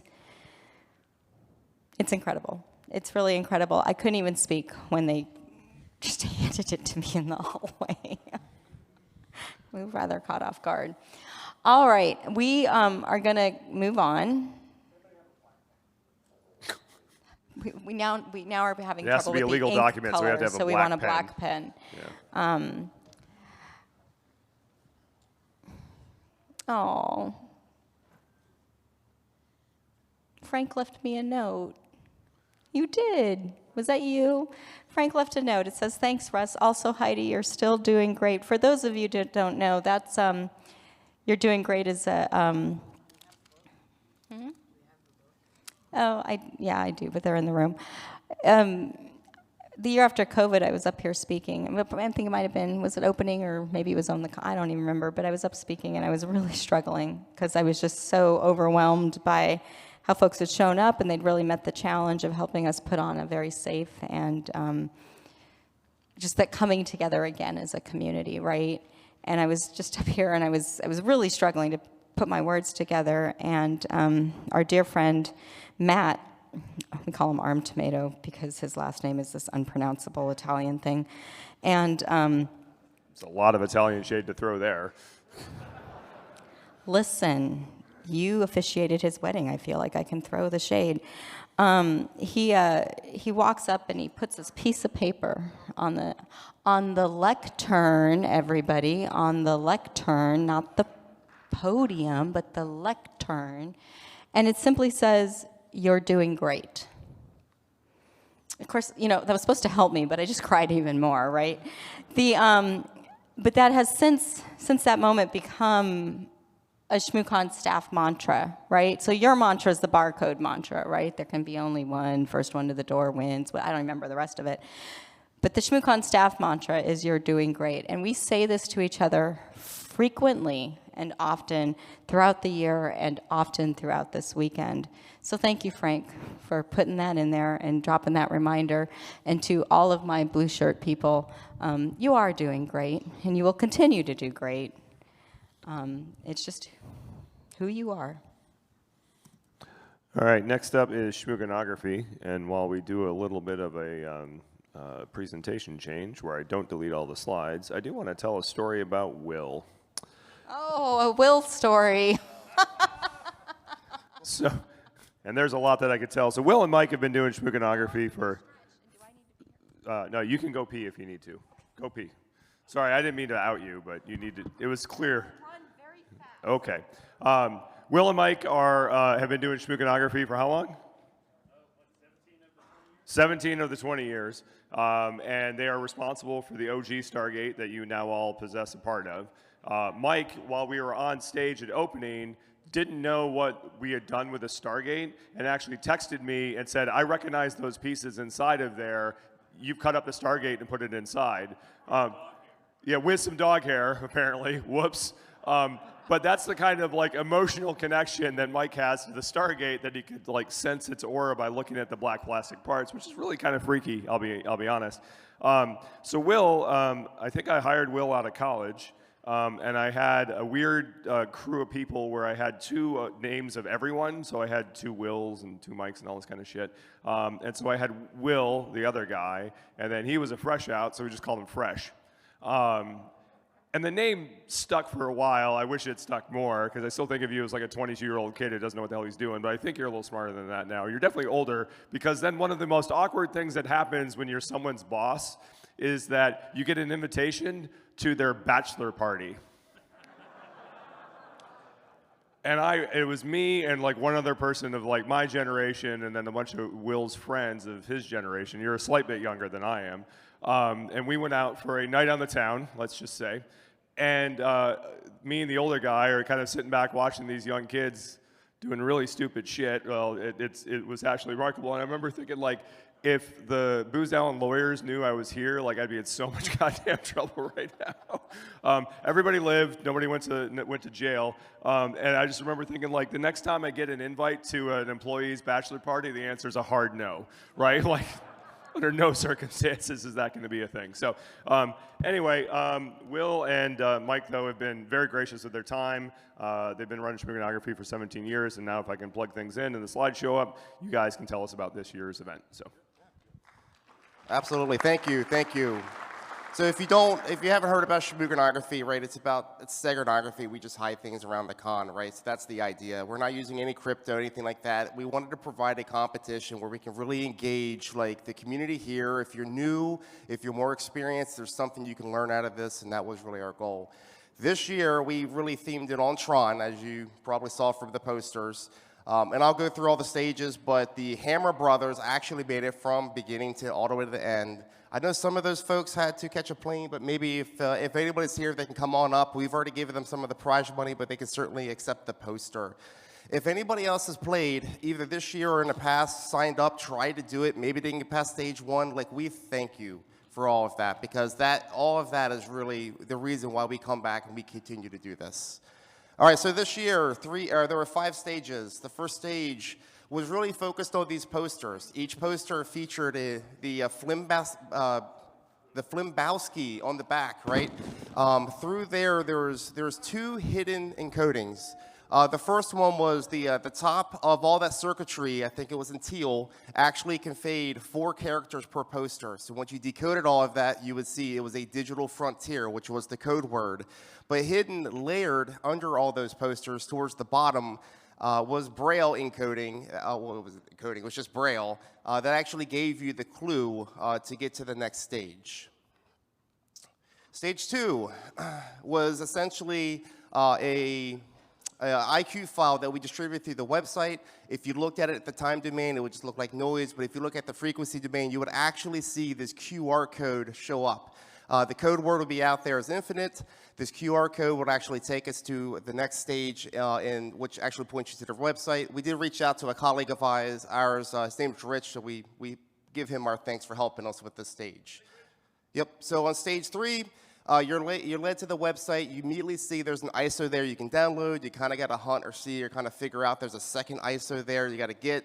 And between those 2 ISOs, you can kind of figure out what's going on. The first ISO is, the second ISO reveals like a key that actually has something called legacy code. It's a file in there that gave you a template, an index template into a file into the first ISO that gave you essentially the code and the user the code and the clue into the next stage, the code being no user escapes, right? So we did try to play on the fact that we had a typo in the website to hide the second ISO. I think it tricked teams a little bit, but ultimately we helped guide them there and move that along. That was our colleague Rob helped us with that stage. This leads you to stage 4. Which was a WebSocket-based stage. So you'll go to the website. It would actually, in the code, connect to a WebSocket hosted on that website, whereas it would then actually just send you, I don't know how many JPEGs, but a ton of JPEGs will come your way, right? Nothing was hidden in those JPEGs, nothing. So actually what was hidden was using the ping pong heartbeat going back and forth under the hood, where we actually overrode the ping messages originating from the server, going to the client and back, where we hid an entire image in those ping messages that you had to actually capture and decode. And once you figured that out, it was pretty simple. You were presented with this picture. That actually leads you to the fifth and final stage. But this code word here has changed the scheme. In the fifth stage, we had a usurp playing IQ somewhat softly. That was loaded in reg because we didn't want our stuff stolen. It was tuned to 88.9 megahertz with a soundtrack, a particular soundtrack. In this particular IQ, we had AM modulated Morse over the FM carrier with the encoding of victory or duress, with some other things. You could read it here at the bottom, was the entire encoding on there. That was one where eventually the teams were figuring it out. They knew what to do. They knew where to go to at least get the FM, but they were having trouble recording it because you actually needed more specialized equipment than those teams had, so we gave out the IQ file. We can post all of that if anybody wants to take it apart or look at it in the future. Yeah, so. Thanks, Greg. Yep, Greg helped us with that one, another colleague. All of these really were just supposed to be short phrases from the movie, according to ChatGPT, but maybe not. You know, it's always right, or maybe yes. If only there was this resource globally that contains every script of every movie that was ever made, but far be it from me. Alt.usenet. Here's your shit. Yeah. We want to thank Loughborough & Company, really for sponsoring this. We have many sponsors throughout the year. This enables us to come here, to be present through the conference, to pay for our lodging fees here, to give out the cash prize being $500, right? All of the above. If we had to go and make the posters, although I think 2 have now walked away. We don't know where those 2 are. Anything else that we have to pay for, they help cover those costs. So we do appreciate Loughco for all of that, the shirts, all of the above. I want to thank No Starch Press, because they have sponsored us. They have given us, I don't know how many years at the same time, they have given us gift cards to give out to all the teams, or the first team, who has completed each of the stages. So that was kind of a cool ad. It wasn't something we were initially trying to plan, but it came to fruition, and they kept up with it. We kept up with it, and it was a really cool thing. Obviously, we're thanking Disney for not suing us. I talked about No Starch Press, not just signs for printing the signs, our colleagues for helping us put these techniques together, because that's a portion of what's difficulty of trying to get this game out, amongst a couple other things we talked about yesterday. Significant others, bosses, Heidi and Bruce, you guys for allowing us to do it and giving us the bandwidth to do it. The whole Shmoo team, all the volunteers who are here, who really just, we may run into snags. They're there to help us. They do help us. It's been a very productive and learning environment for us to continue pushing this forward. We thank all the players as well, but I want to thank Mike. I want to thank Rob. Mike, you joined me after I convinced you to come to this conference a long time ago, and I was like, hey, so now that you've been here, I'm trying to start this game called ShmooConography, and I'm doing a horrible job at it. Can you help me fix it? And he did, and it really just grown into what it is today, and it's just been awesome all the way through. So we'll post the posters. We're not going to take T-shirt orders. We fail at that every year, but we'll post designs that we can do. That's easy. So if you wanted to print your own poster, or whatever the case is, by all means, have at it. Thank you all. Thank you. Thanks, Will and Mike. So maybe inadvertently, but obviously you guys became ingrained in ShmooCon lore, as you know, with the Stargate. And whose sister helps with the graphics, right? Is it sister-in-law? You did the graphic. Well, then I'm going to take one of these out. Well, but it's a Stargate. I mean, you could still give her. I'll leave it in there. How about that? So I have. It's nothing. But you guys got your Stargate in the bag. But I have a special colored Stargate for you, just so it stands out a little bit more, just to honor you. It really doesn't, but I mean, it might. I don't know. Kids, does it glow in UV light? I don't know. It's just. I mean, there's all kinds of colors. But I just wanted you to have something a little bit special and to honor your contribution to my fucking life. Yeah. Thank you. My favorite part of every ShmooConography debrief is when Will says, and then obviously. It's simple. Several people in the audience are like, oh my, what? That's not obvious. And other people are like, well, duh, I guess it was. So yeah, it's, but he says it every year, and I don't think he realizes he says it, but it's actually pretty glorious. So, gonna get the set back up for Heidi. Your slide should be back now. There you go. Can you put me back in the other thing? No. Oh, yeah. Hold on. Everyone's going to see So your while he's desktop. doing that, I don't know if you guys can see it from down there, but I don't know if you noticed that my dongle's encased in this leather holder.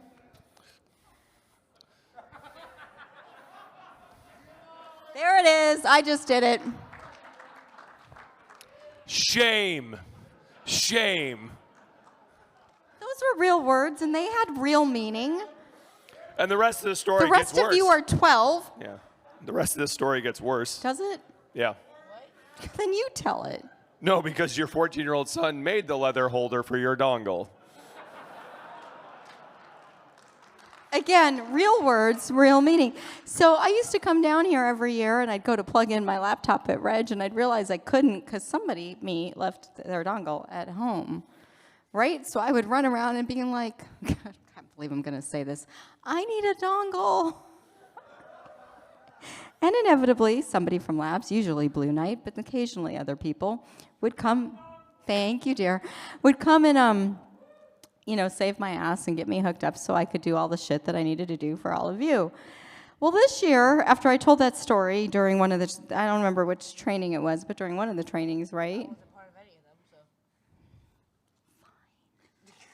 Snarky 14-year-old. I love you. Yeah, this is true. But we're sitting there. It's Wednesday night, so we're getting ready to maybe come down to the hotel, pack bags and all that stuff. And Daxton comes out of our carriage house, which is. Do you know what a carriage house is? I never heard this term till I moved to the East Coast, but we have several buildings on our property. That sounds pretentious. It's not. And he comes back from what is ostensibly a garage with an apartment above it. And he's like, I made you something. And I'm like, cool. What'd you make me? Usually it's cookies. And he hands me this holder with the dongle in it. And it's so that I didn't lose my own dongle at the con, because I always do. So I thought that was really sweet. My kids take care of me in more ways than I can count, and that was just one of the ways. And I believe that more of you had a hand in that than just Daxton. And it might have been Bruce's idea. This is my kid going, but it wasn't me, Mom. Okay, see that one will take credit. So yeah, anyway, it was really cute, and I'm just stalling because this is where it starts to get really hard. So. You got this. I don't, though, because there's actually nothing on the slides from here on out. Not much, anyway.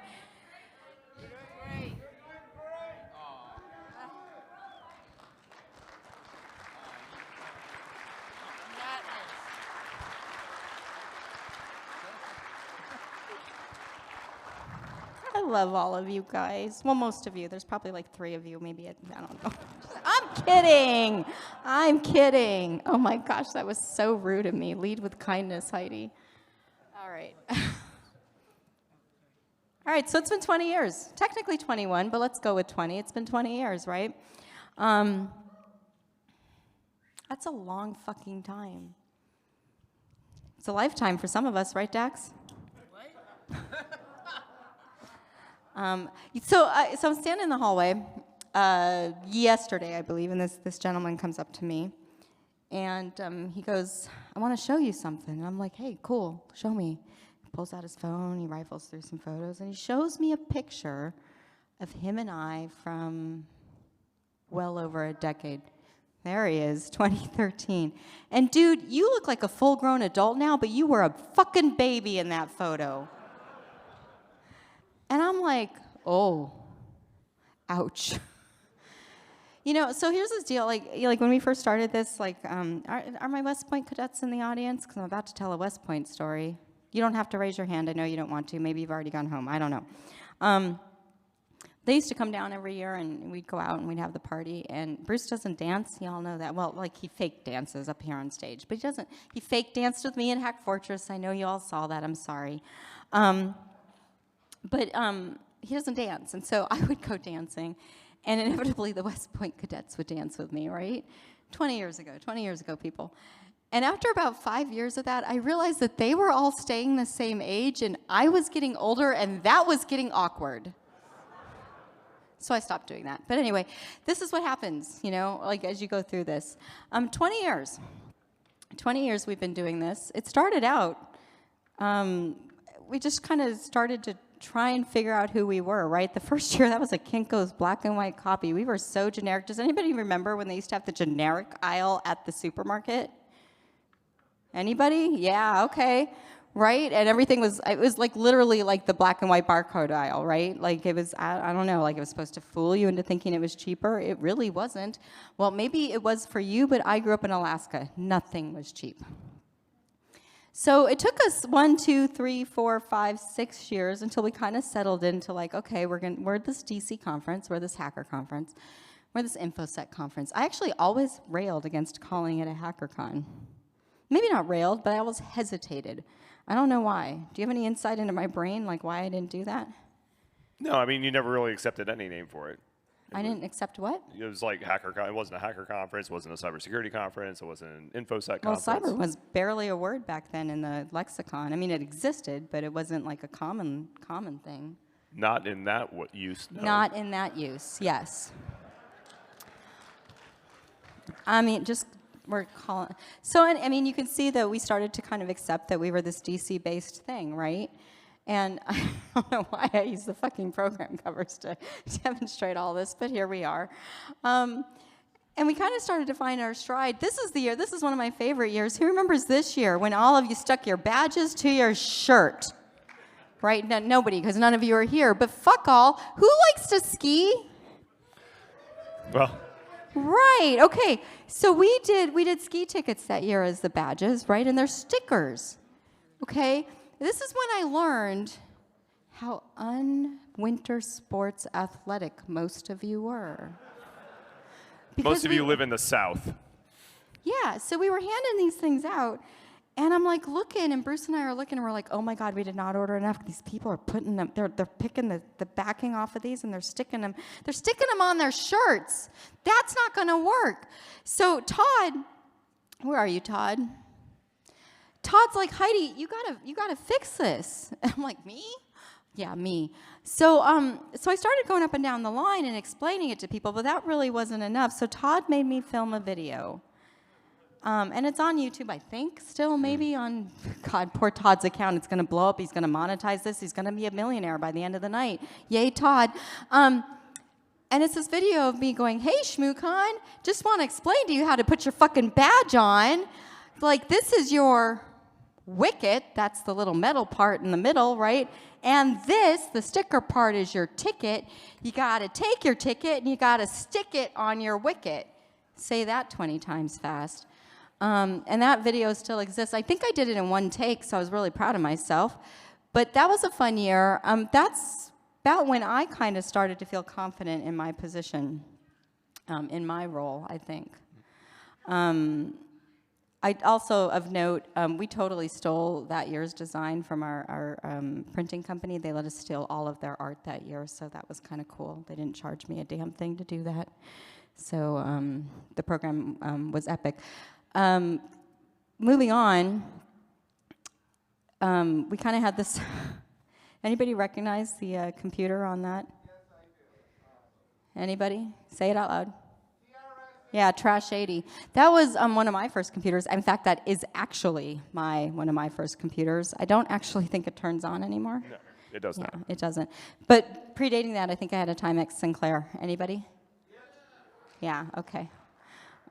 You're all old. I told you. And you can speak up anytime you want, because this is starting to get really hard for me. And then we kind of found our stride. We changed the program size so it fit in the bags better. And you'll love, from about here on out, all of our program designs are done by Kim. Kim, are you in the room? Yeah. So she, at this point, started really helping us with all of the, not always the covers necessarily, sometimes the covers. Some of the covers are hers, some aren't, but the cover, the internals and the layout and all that kind of stuff. And Kim actually helps a lot of the other local conferences as well. So if you need somebody, she's fantastic, okay? She's amazing, and she likes chocolate, okay? So we're just gonna say all those words out loud. But we get to about here. One of my, that went a little further than I went. I clicked it twice, but let's pretend it stopped on the playbill, right? One of my favorite years, that was the Broadway year. What I love about that year, and to coin a phrase, from one of the most popular Broadway shows on the planet, but you want to be in the room where it happens, right? And yes, it is Hamilton. Good job, Dax. shut up, dude. This kid can quote most of the Hamilton songs. I don't know if he can do it anymore, but it is unreal. I probably still can. You think you still can? I'm not doing it right now. No, it's okay. No. It would take way too long. I had to say it. I knew in this year that this would be coming to a close, right? So this is the year that I knew that this would be ending. And so for me, this year had so much meaning, and doing this as a Broadway year, as you all know, I'm a big Broadway person, so doing that theme in that year, and everything that happened that year was super, super important to me.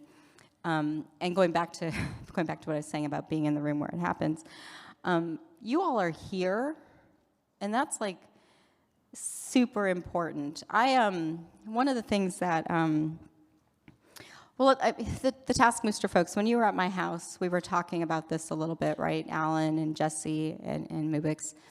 And I can't remember if anybody else was in the room, but we were talking about the phrase, we hear this all the time, like, if I'm the smartest person in the room, I don't want to be in that room. Or if I'm not, what is it, Bruce? Like, I don't want to be the smartest person in the room. Yeah, something like that.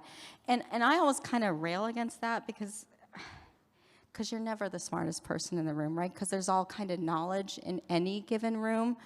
And one of the things that happened when we were together, right, is, Jesse, what did I teach you? I taught Jesse how to tie her shoes so they wouldn't fucking come untied. Yeah. How old are you?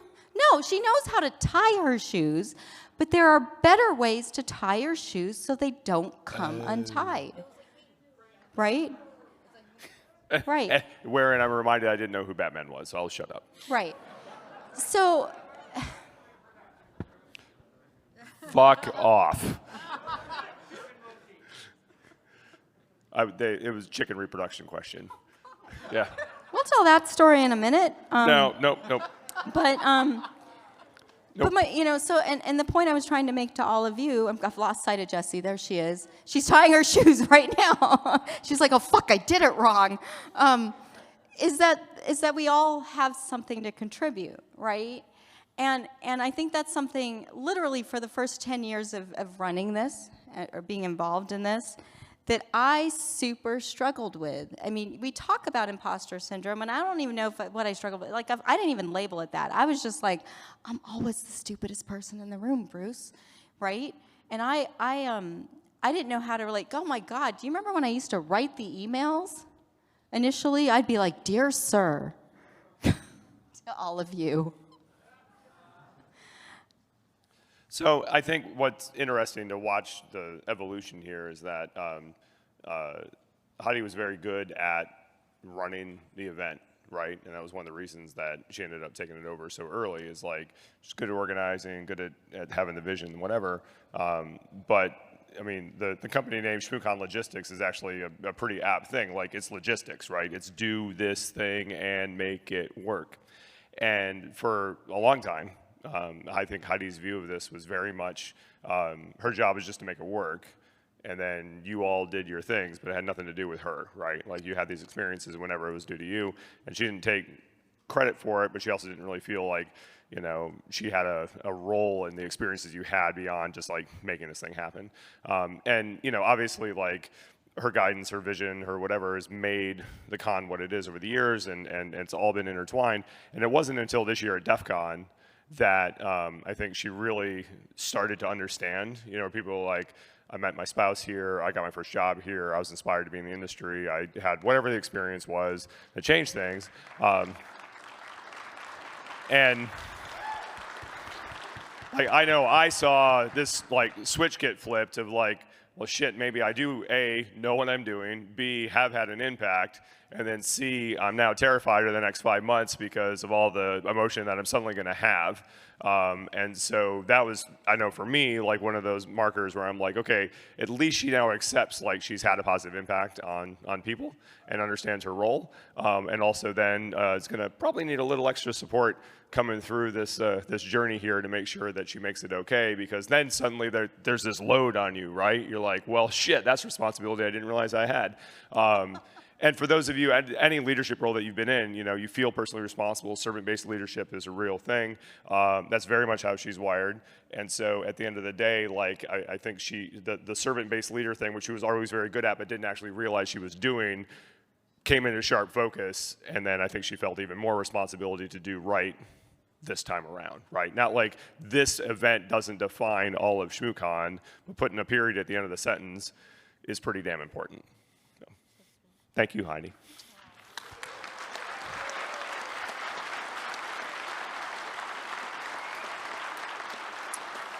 Yeah, okay, we're not there yet. We're not there yet. I got more words to say. Don't make it start. Bruce, that was very, very sweet, and you know I love you to the ends of the earth.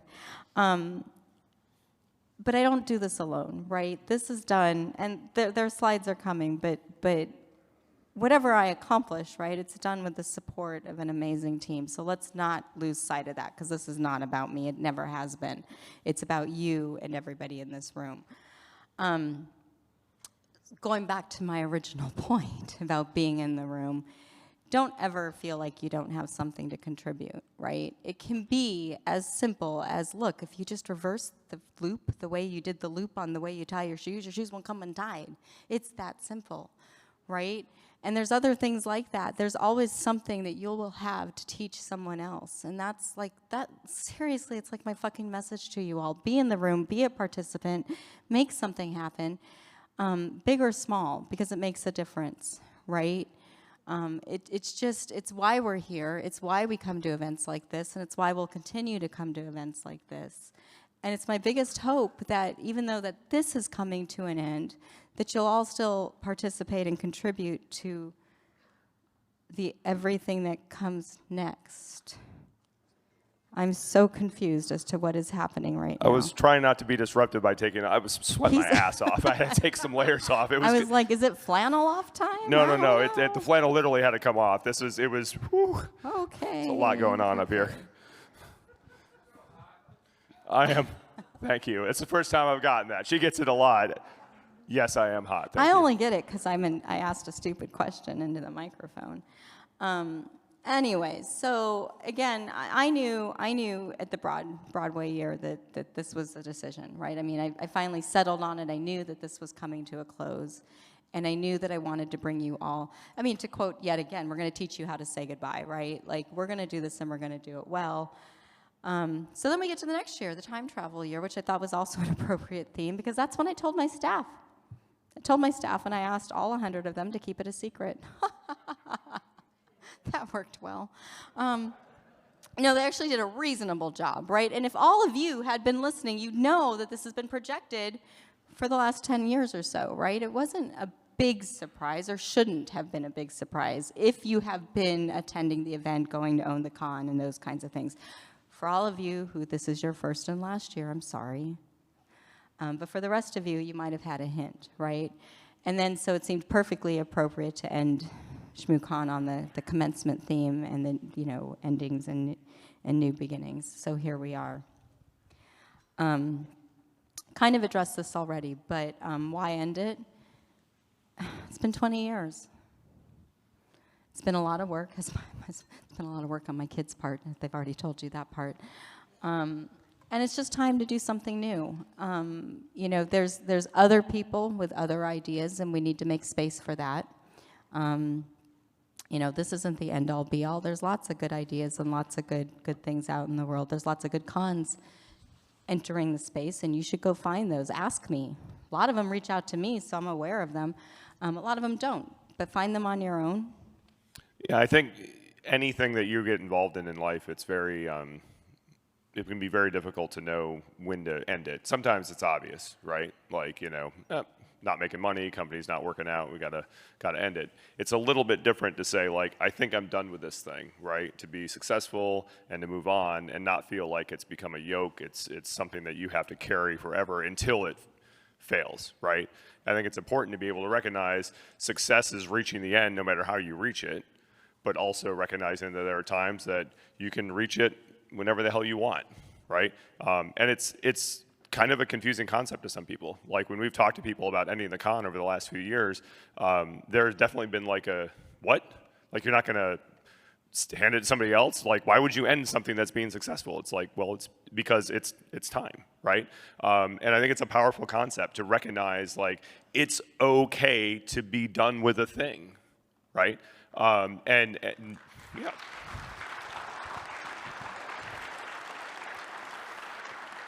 And not only be okay with it, but like take comfort in knowing that there's another thing that comes after that and another journey, right?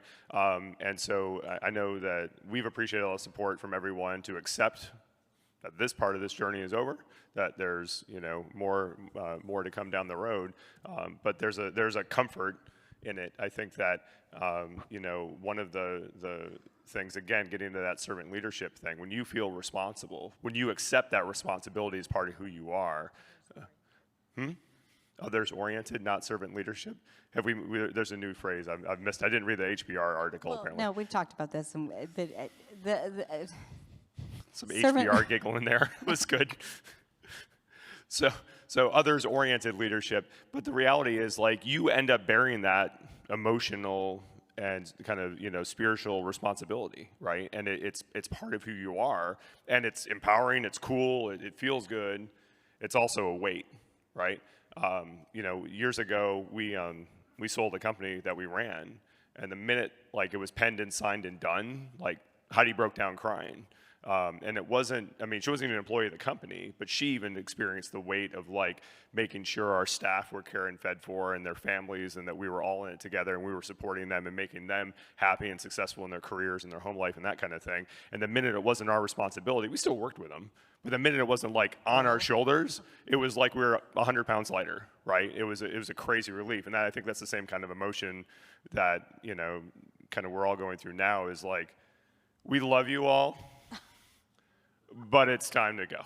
It's that kind of like, okay, and we're going to be 100 pounds lighter tomorrow because of it. Well, maybe not tomorrow, but Tuesday. Tuesday. Yeah. We have a truck to empty. We still have a lot of work ahead of us. Maybe Wednesday. I don't know. So a lot of you have asked about what's next. I did give a sneak peek to my staff during the staff meeting. I can't, for the life of me, I didn't even know how many days I'd spent at the hotel this year last night. Bob was laughing at me. He's like, Bruce, you need to take your wife to bed. She's exhausted. She doesn't know how many nights she's been at the hotel. Turns out it was one more than I thought. I couldn't remember it, so I've been super tired. But what's next? So I've already stood up a company. It's called Moose Meat. Gave away the joke, it's on the slide. And you can't eat it. Not that kind of meat. No. Wah, wah. And so it's obviously not going to be like a technical Shmoo branded thing, but it will still have probably some of the same flavors. I'm not going to go too much into that right now, but I mostly just want to let you know that I'm not done, and I'm pretty certain that a lot of my volunteers might come along with me for the journey. They can say no, but we'll see. And, there'll be something on the horizon. If you want to know about that, on the top of the sponsors page right now on the website, there's sorry, Lee, it's another fucking Google form, but you can sign up. When and if we announce that, if and when, at some point in the future, at some point, we'll send out an email. It'll be a single email saying, here's what's going on. And that'll be about it. So if you want to get that, go sign up for that. And like literally zero promises with this, right? It'll happen when it happens. There's no timeline here. Yeah. I'm going to sleep a lot first. Yeah. For a number of reasons. All right. So I kind of already hit this slide. But again, our challenge to you is to be present. Daxton. I mean, I said this to you a whole lot when you were little, but to be present, to be. He's like, you did? I remember like one time. Oh, he remembers one time. Yeah. Be supportive, dude. Play along. No, be present. Be in the room. Be a participant. Be a part of what's happening. Right? If you're here, you've chosen to be here. Yeah, and I mean, this is it's a weird community, right? Like, and I mean that in the most polite way. Yeah. We all come to this place in our own path, right? Like, we're all passionate. It's Sunday at 4 o'clock. Like, the only reason you're here is because you give a shit, right? It's fun. You meet great people. You learn cool stuff.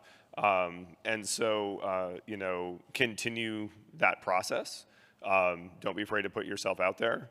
You know, being in the room requires energy and effort, and paying attention to opportunity when it shows up. And don't be afraid of it, right? Like, I think that's one thing that we've always experienced in our lives is when opportunity shows up, you just, sure, what the fuck? Like, we'll go do that. Like, however crazy it is. And sometimes it works, and sometimes you end up doing Taskmaster with Rob. So, you know, it's... We love you, Rob. that was a missile entering from space that nobody saw coming. And it's just like, kapow, right at the end. Perfect timing. I love you, Rob. Oh, that's big words from Bruce. You should accept that. And Rob's like, I'm a little into you. All right, you guys, we are very rapidly approaching what is going to be the final end, but we have a couple important slides to get through before we're there. I wrote these a couple days ago and literally cried as I typed these titles, right? So forgive me for my little tongue-in-cheekness here. Right, so this is going to kind of start our thank yous. So first, we're going to thank everybody who contribute what we loosely call an event to ShmooCon. So this is, and if you're in the room, just stand up as I call out the groups. So if you were the RFCTF, I'm going to go through this list and then we'll go through a few more. So if you're part of RFCTF, just stand up, please. You bring an amazing, amazing contribution to the con. Lockpick Village. So any member of Tool and Lockpick Village. HFC, ShmooConography, the original Hacker Halo team. If you're in the room, you can stand up. What was the original CTF that we hosted? Oh my gosh, I'm blanking on the name. Can you believe this? Jordan's team. Ghost in the Shell Code. Thank you. I should have known that. Holy cow. Ghost in the Shell Code. If any of you guys are in the room, stand up. But these outside events, these people who bring contributions, community contributions to the con, it's a huge part, right? Now, you know, at ShmooCon, we keep it a little bit toned down compared to others maybe, but that's a little bit on purpose. It's a little bit driven by our space and what we have. But literally, it's part of who we are, right? It's part of what you guys get to do while you're here. And it's learning, it's education, it's fun. So heartfelt thanks to all of you. Let's give them one more round of applause.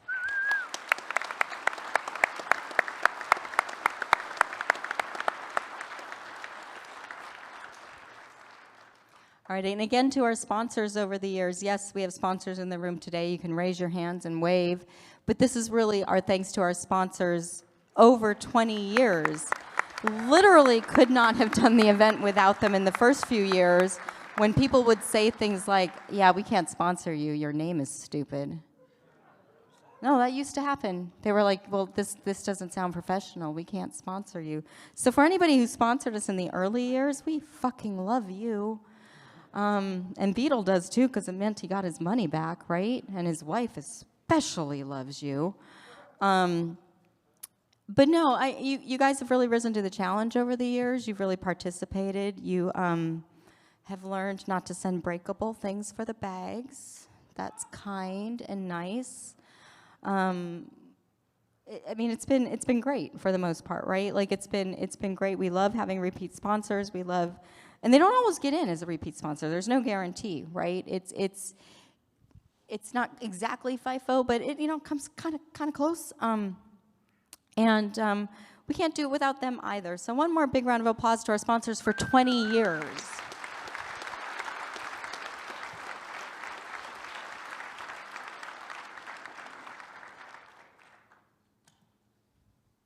Still not crying. Thanks, Jackie. Thank you. Thank you. I've cried a couple times, but we're doing good. Um, our speakers. How many speakers? How many talks? I didn't actually count speakers, but how many talks has ShmooCon had? Now, okay, Greg, if you're in the room, I know what your count is, but my count's a little different because this is including Own the Con and opening and closing talks. How many talks has ShmooCon had since the first one?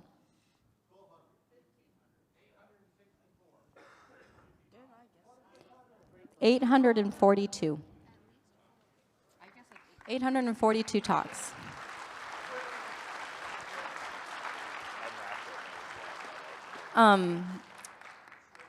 It's a lot, right? And 20 of those were mine, but that's okay.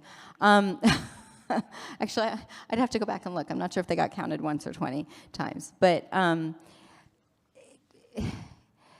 the running joke is there's talks at insert con name here. Yeah, that's a running joke, but really, yeah,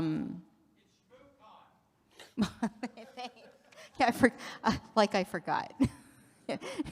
Thank you. I can spell it, as it turns out, with my body, as it turns out. If you weren't here for that, you really missed something fun, because we were up here spelling ShmooCon with our bodies, me, Alan, Jesse. Well, I don't know, Alan. Was it me and Alan? Mubix dropped kind of early from that, but yeah, that was Taskmaster, and we had to spell ShmooCon forwards and backwards. There was all kind of rules, but I won, so it was all good. I may not win the event, but I've always won 2 for 2 on the last task, so I'm feeling pretty good about that. Also, I can spell ShmooCon like nobody's business. It has 1 C, and that C is capped. Okay, now you all know that. Anyway, back to the speakers. 842 talks. Obviously, the speaker number is higher than that because many of those speakers had co-speakers, whatever their panels along the way. But the talks are... there's plenty of knowledge that happens in hallway con, lobby con, and all that kind of stuff, right? But the talks are sort of the memorialized content, right? And if we didn't have that, that's the building blocks of what we do. It's the kind of a corpus of knowledge as we move forward.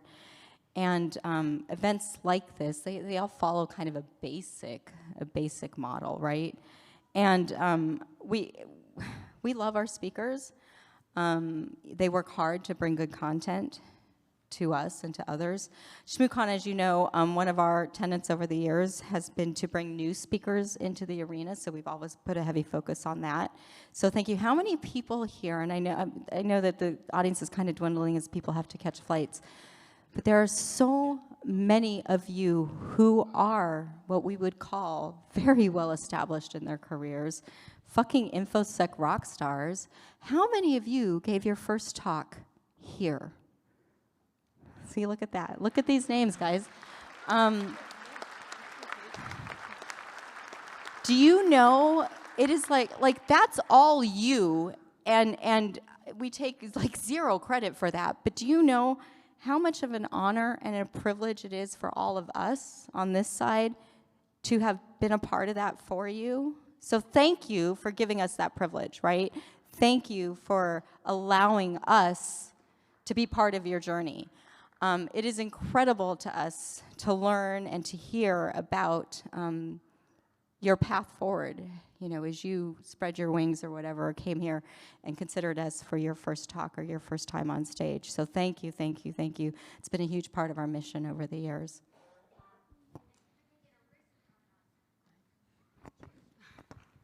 Woohoo!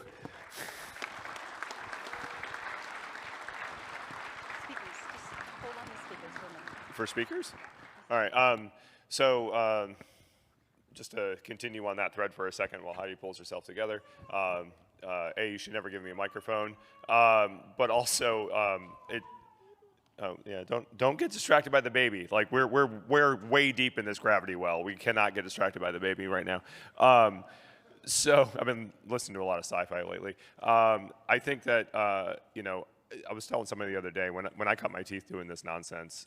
It was up in Alaska, and we started the Shmoo group up there forever ago. And at that time, the internet existed, but we didn't have YouTube. We didn't have all these huge repositories of knowledge and that kind of thing. And the only way to go get smart and push yourself was actually go meet like other humans and learn from them. And so DEF CON and other venues and that kind of thing were the place that you could go, and it was a big deal to get up on stage and be able to speak and say, like, here's the things I know, and help guide and help other people learn. And obviously, like, that has changed over the years as we have these global repositories, and like you can teach yourself plumbing in 5 minutes on YouTube and things like that. Like, there's all kinds of ways to get knowledge, but there's little substitute for the experience of like coming to a place, meeting with peers, listening to people talk, and hearing their ideas, their concepts, even if you don't agree, even if you're not interested. A lot of times it'll spark something in yourself, and you'll carry it forward and go do something cool because of that experience. So you know, it's one thing to like actively seek out a specific piece of knowledge. It's another to come to an event and be inundated with knowledge that you weren't seeking out, that still ended up being relevant and interesting to you.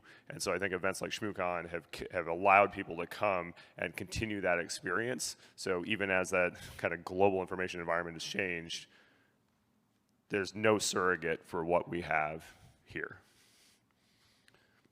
You good now? Okay, all right.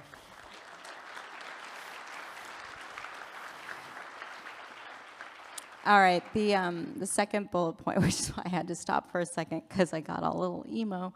All of you, I haven't said this enough, thank you for being here. Some of you have been speakers, some of you have been a labs participant, you've done fire talks. Some of you have just come for, you know, X amount of years. We did that exercise at the beginning of the con. We do this because of you, and you are us, and we are you, right? Like, we do this because we want to come together, and we want to make good things happen. So I don't know how, I don't even know where to begin, and I don't know how to end other than thank you for being here. Thank you for supporting us over the years, and thank you for contributing in all the fucked up, crazy ways that you have done that over 20 years. It's been amazing. It's been sometimes very difficult, but always, I think, incredible. Always incredible. And I knew this moment was coming, and I know that I'm going to see so many of you at all sorts of things, so this doesn't really feel like goodbye, but it does feel different, right? It doesn't feel, I mean, it just feels a little different. Does it feel different? Yeah. Yeah, he's like, yeah, Heidi, whatever. Yes, wife, yes, whatever you say, like, whatever you need to do to get through this. Try to be supportive. Right. Do you want to say No, it anything? feels like exactly the same, actually. It was just, So contrary, that one. Do you want to say anything nice about the people sitting in front of us before we go to the next I've been slide? a real asshole to all of you, and I'm sorry.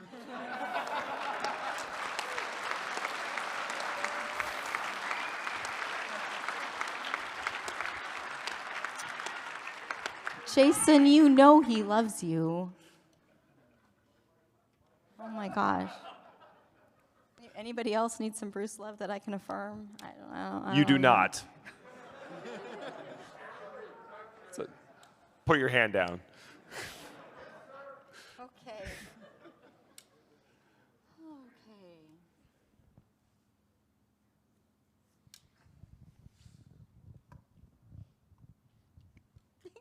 Okay. I can. Okay. I don't know if I can, but we're gonna do it anyway. So this is, to me, this is the heart of ShmooCon, right? These are the people who help behind the scenes, who show up every year and make it happen, right? And if you've run an event, if you've volunteered at an event, if you've been to an event, I hope you know this. It's the people doing the work, standing there. You know, what do they get from me? What they get? I don't know. What'd you get this year, Branson? You got a bag. They got a bag. It was a nicer bag than the one I gave all of you. It didn't have a second logo stamped inside, so there was that. You know, we upgraded. They get a little moose. Do you know, 20 years of stuffed mooses? I ran out of those. I think it might actually be a repeat moose in a different outfit. I don't know. They get a moose. This year I gave them a diploma. They all got a diploma. They get 1 night paid because we don't, we keep things cheap so you guys can attend. Cheap, that's DC, folks. I mean, bear with me here. But this is the heart of the con, in my opinion, because without them, nothing happens. Literally nothing happens. And I've listed it all out here, but I'm gonna read these out, and God forbid I've forgotten something, shout it out. There's kind of a category called other, and I didn't actually put it on here, but I will say other at the end because there are some of our volunteers who fall into the other category, so we'll get there. But I'm just going to call them out, and I want the staff, if they can, because some of them are working, so we'll call them out separately. But I'd like them to come and stand up in front of you up here at the front as I call them out. So if you are AV support, that's exactly 2 people, and I know where you are, so come stand up front. Okay, this is Bob and Jim, everybody. All right, board game night, Caspian and Joe. I'm going to stop saying names soon because I'm going to start to cry. We got the badge contest folks who were up on stage earlier. Book swap from the back. You want to come up? Fire Talks. Kim, you do get to come down here, as much as she tries to hide with our graphic design. Our Hack Fortress team, who provides me with endless entertainment. Just you, Logan? Where's everybody else? No, they're coming. Here's some of the Hack Fortress team. There you are. All right. Where did I leave off? Our introductionists. I made that fucking word up. There are proctors, the people. I mean, it kind of is a mixed bag because they volunteer in several different categories, but folks who help with introducing talks, some of them are also on our review team. Our labs crew. We have 4 official photographers who are all working right now, but they, you can see them. They're in the audience. Press request, that's Space Rogue. It's a one-man team, but he's not here. He had to go home. Registration, anybody who is working registration, Matt's here with Baby Geo. Baby Geo ran registration this year, but anybody who's up at registration, come on up. Anybody who helped review papers, if you're on our review team, you can come on up and get your applause. Our security team, some of whom are working, so I understand if you can't come to the front, but holy cow, you guys.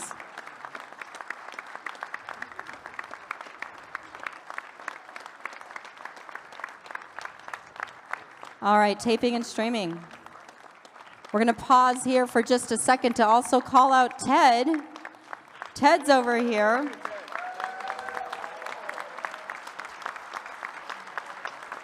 So Ted has supported us really from the very beginning. And before we had a taping and streaming team, we had a taping and streaming team. Well, we didn't have streaming.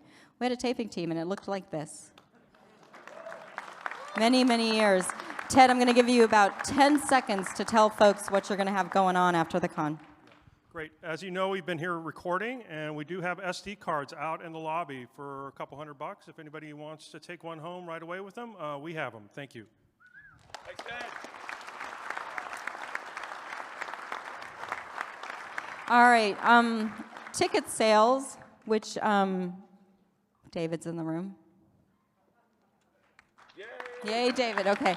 And then countless folks behind the scenes. If you are an OG TSG member, you should get your ass up here because you have been a part of this story.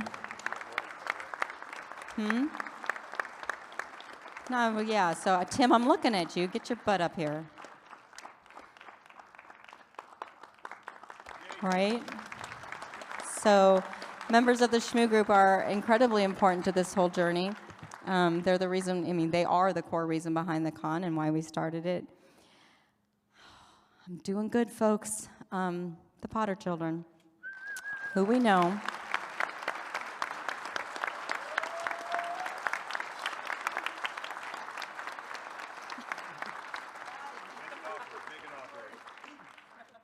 But this is it.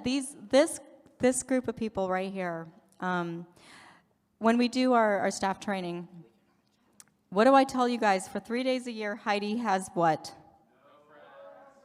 Yeah, Heidi has no friends for 3 days a year. Why do I tell them this? Because everybody comes to the door and says, well, I know Heidi. And I mean, yeah, okay, I know fucking all of you. I get that. But I tell them for 3 days a year I have no friends. And the reality of that statement is it's just not fucking true. These people, you guys are like my fucking tribe, right? Like, the support you guys have shown and your loyalty. Do you know, unlike any other event that I have been a part of, I have so little turnover in the volunteer corps. They come back year after. I know it's because it's hard to get tickets. Shh. Let me feel good for a minute. But they come back year after year and give their time. Some countless hours, and some the 3 days that we're here. And it doesn't matter because every job is important and it's needed. And they come every year and they participate. You know what? Fuck, my parents are in the audience somewhere. My mom stood up at registration for 6 hours that one day. Where are they? Oh, fuck, they're hanging out in Reg. They're not even hearing this. Whatever. Thank my parents, too. They came down this year and helped out a whole bunch. Plus, like, my mom gave birth to me and shit. But these people they are the heart. They are the core. They are why you get to have what you have when you come here.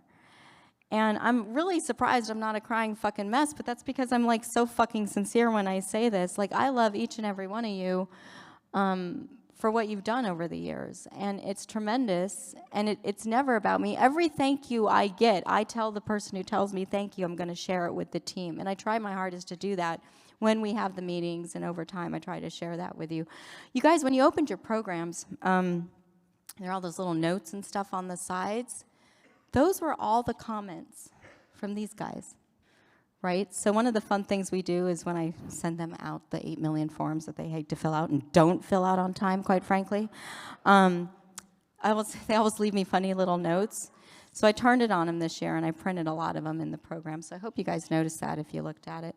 There was really a lot of heartfelt comments, and it meant a lot to me, and I wanted you guys to see that because some of those words were intended for each other, right? So I wish there was something stronger than thank you, but that's what I've got. Thank you for being here with me and us and all of them for all of this time.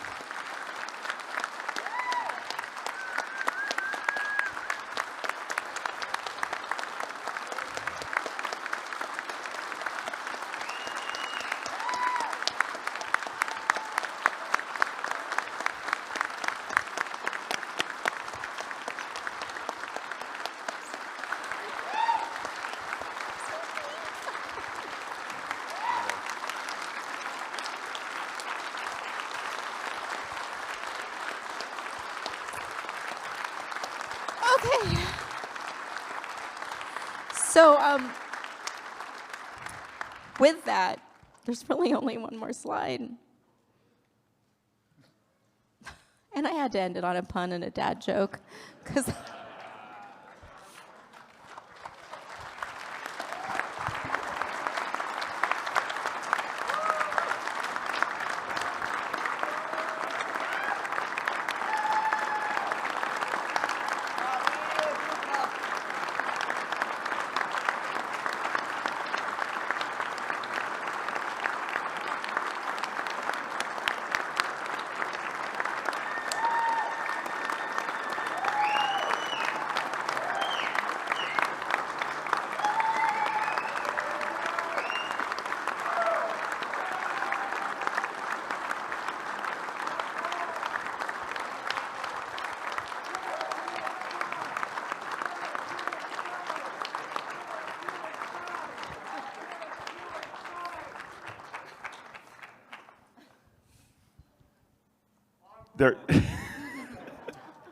That's really it. I appreciate the no more 4 more years chance. That was helpful. We do have some things that we don't want to go home with, in particular foam core boards and old banners and shit. Some of them are actually pretty ancient. The foam core boards date back pretty far. So if you're interested in any kind of weird ShmooCon swag, souvenir, hunting, whatever, please don't take the shit out of Reg. Please come here and take this stuff. You're welcome to come up and sort through and take what you want. But anyway, thank you very much, everybody.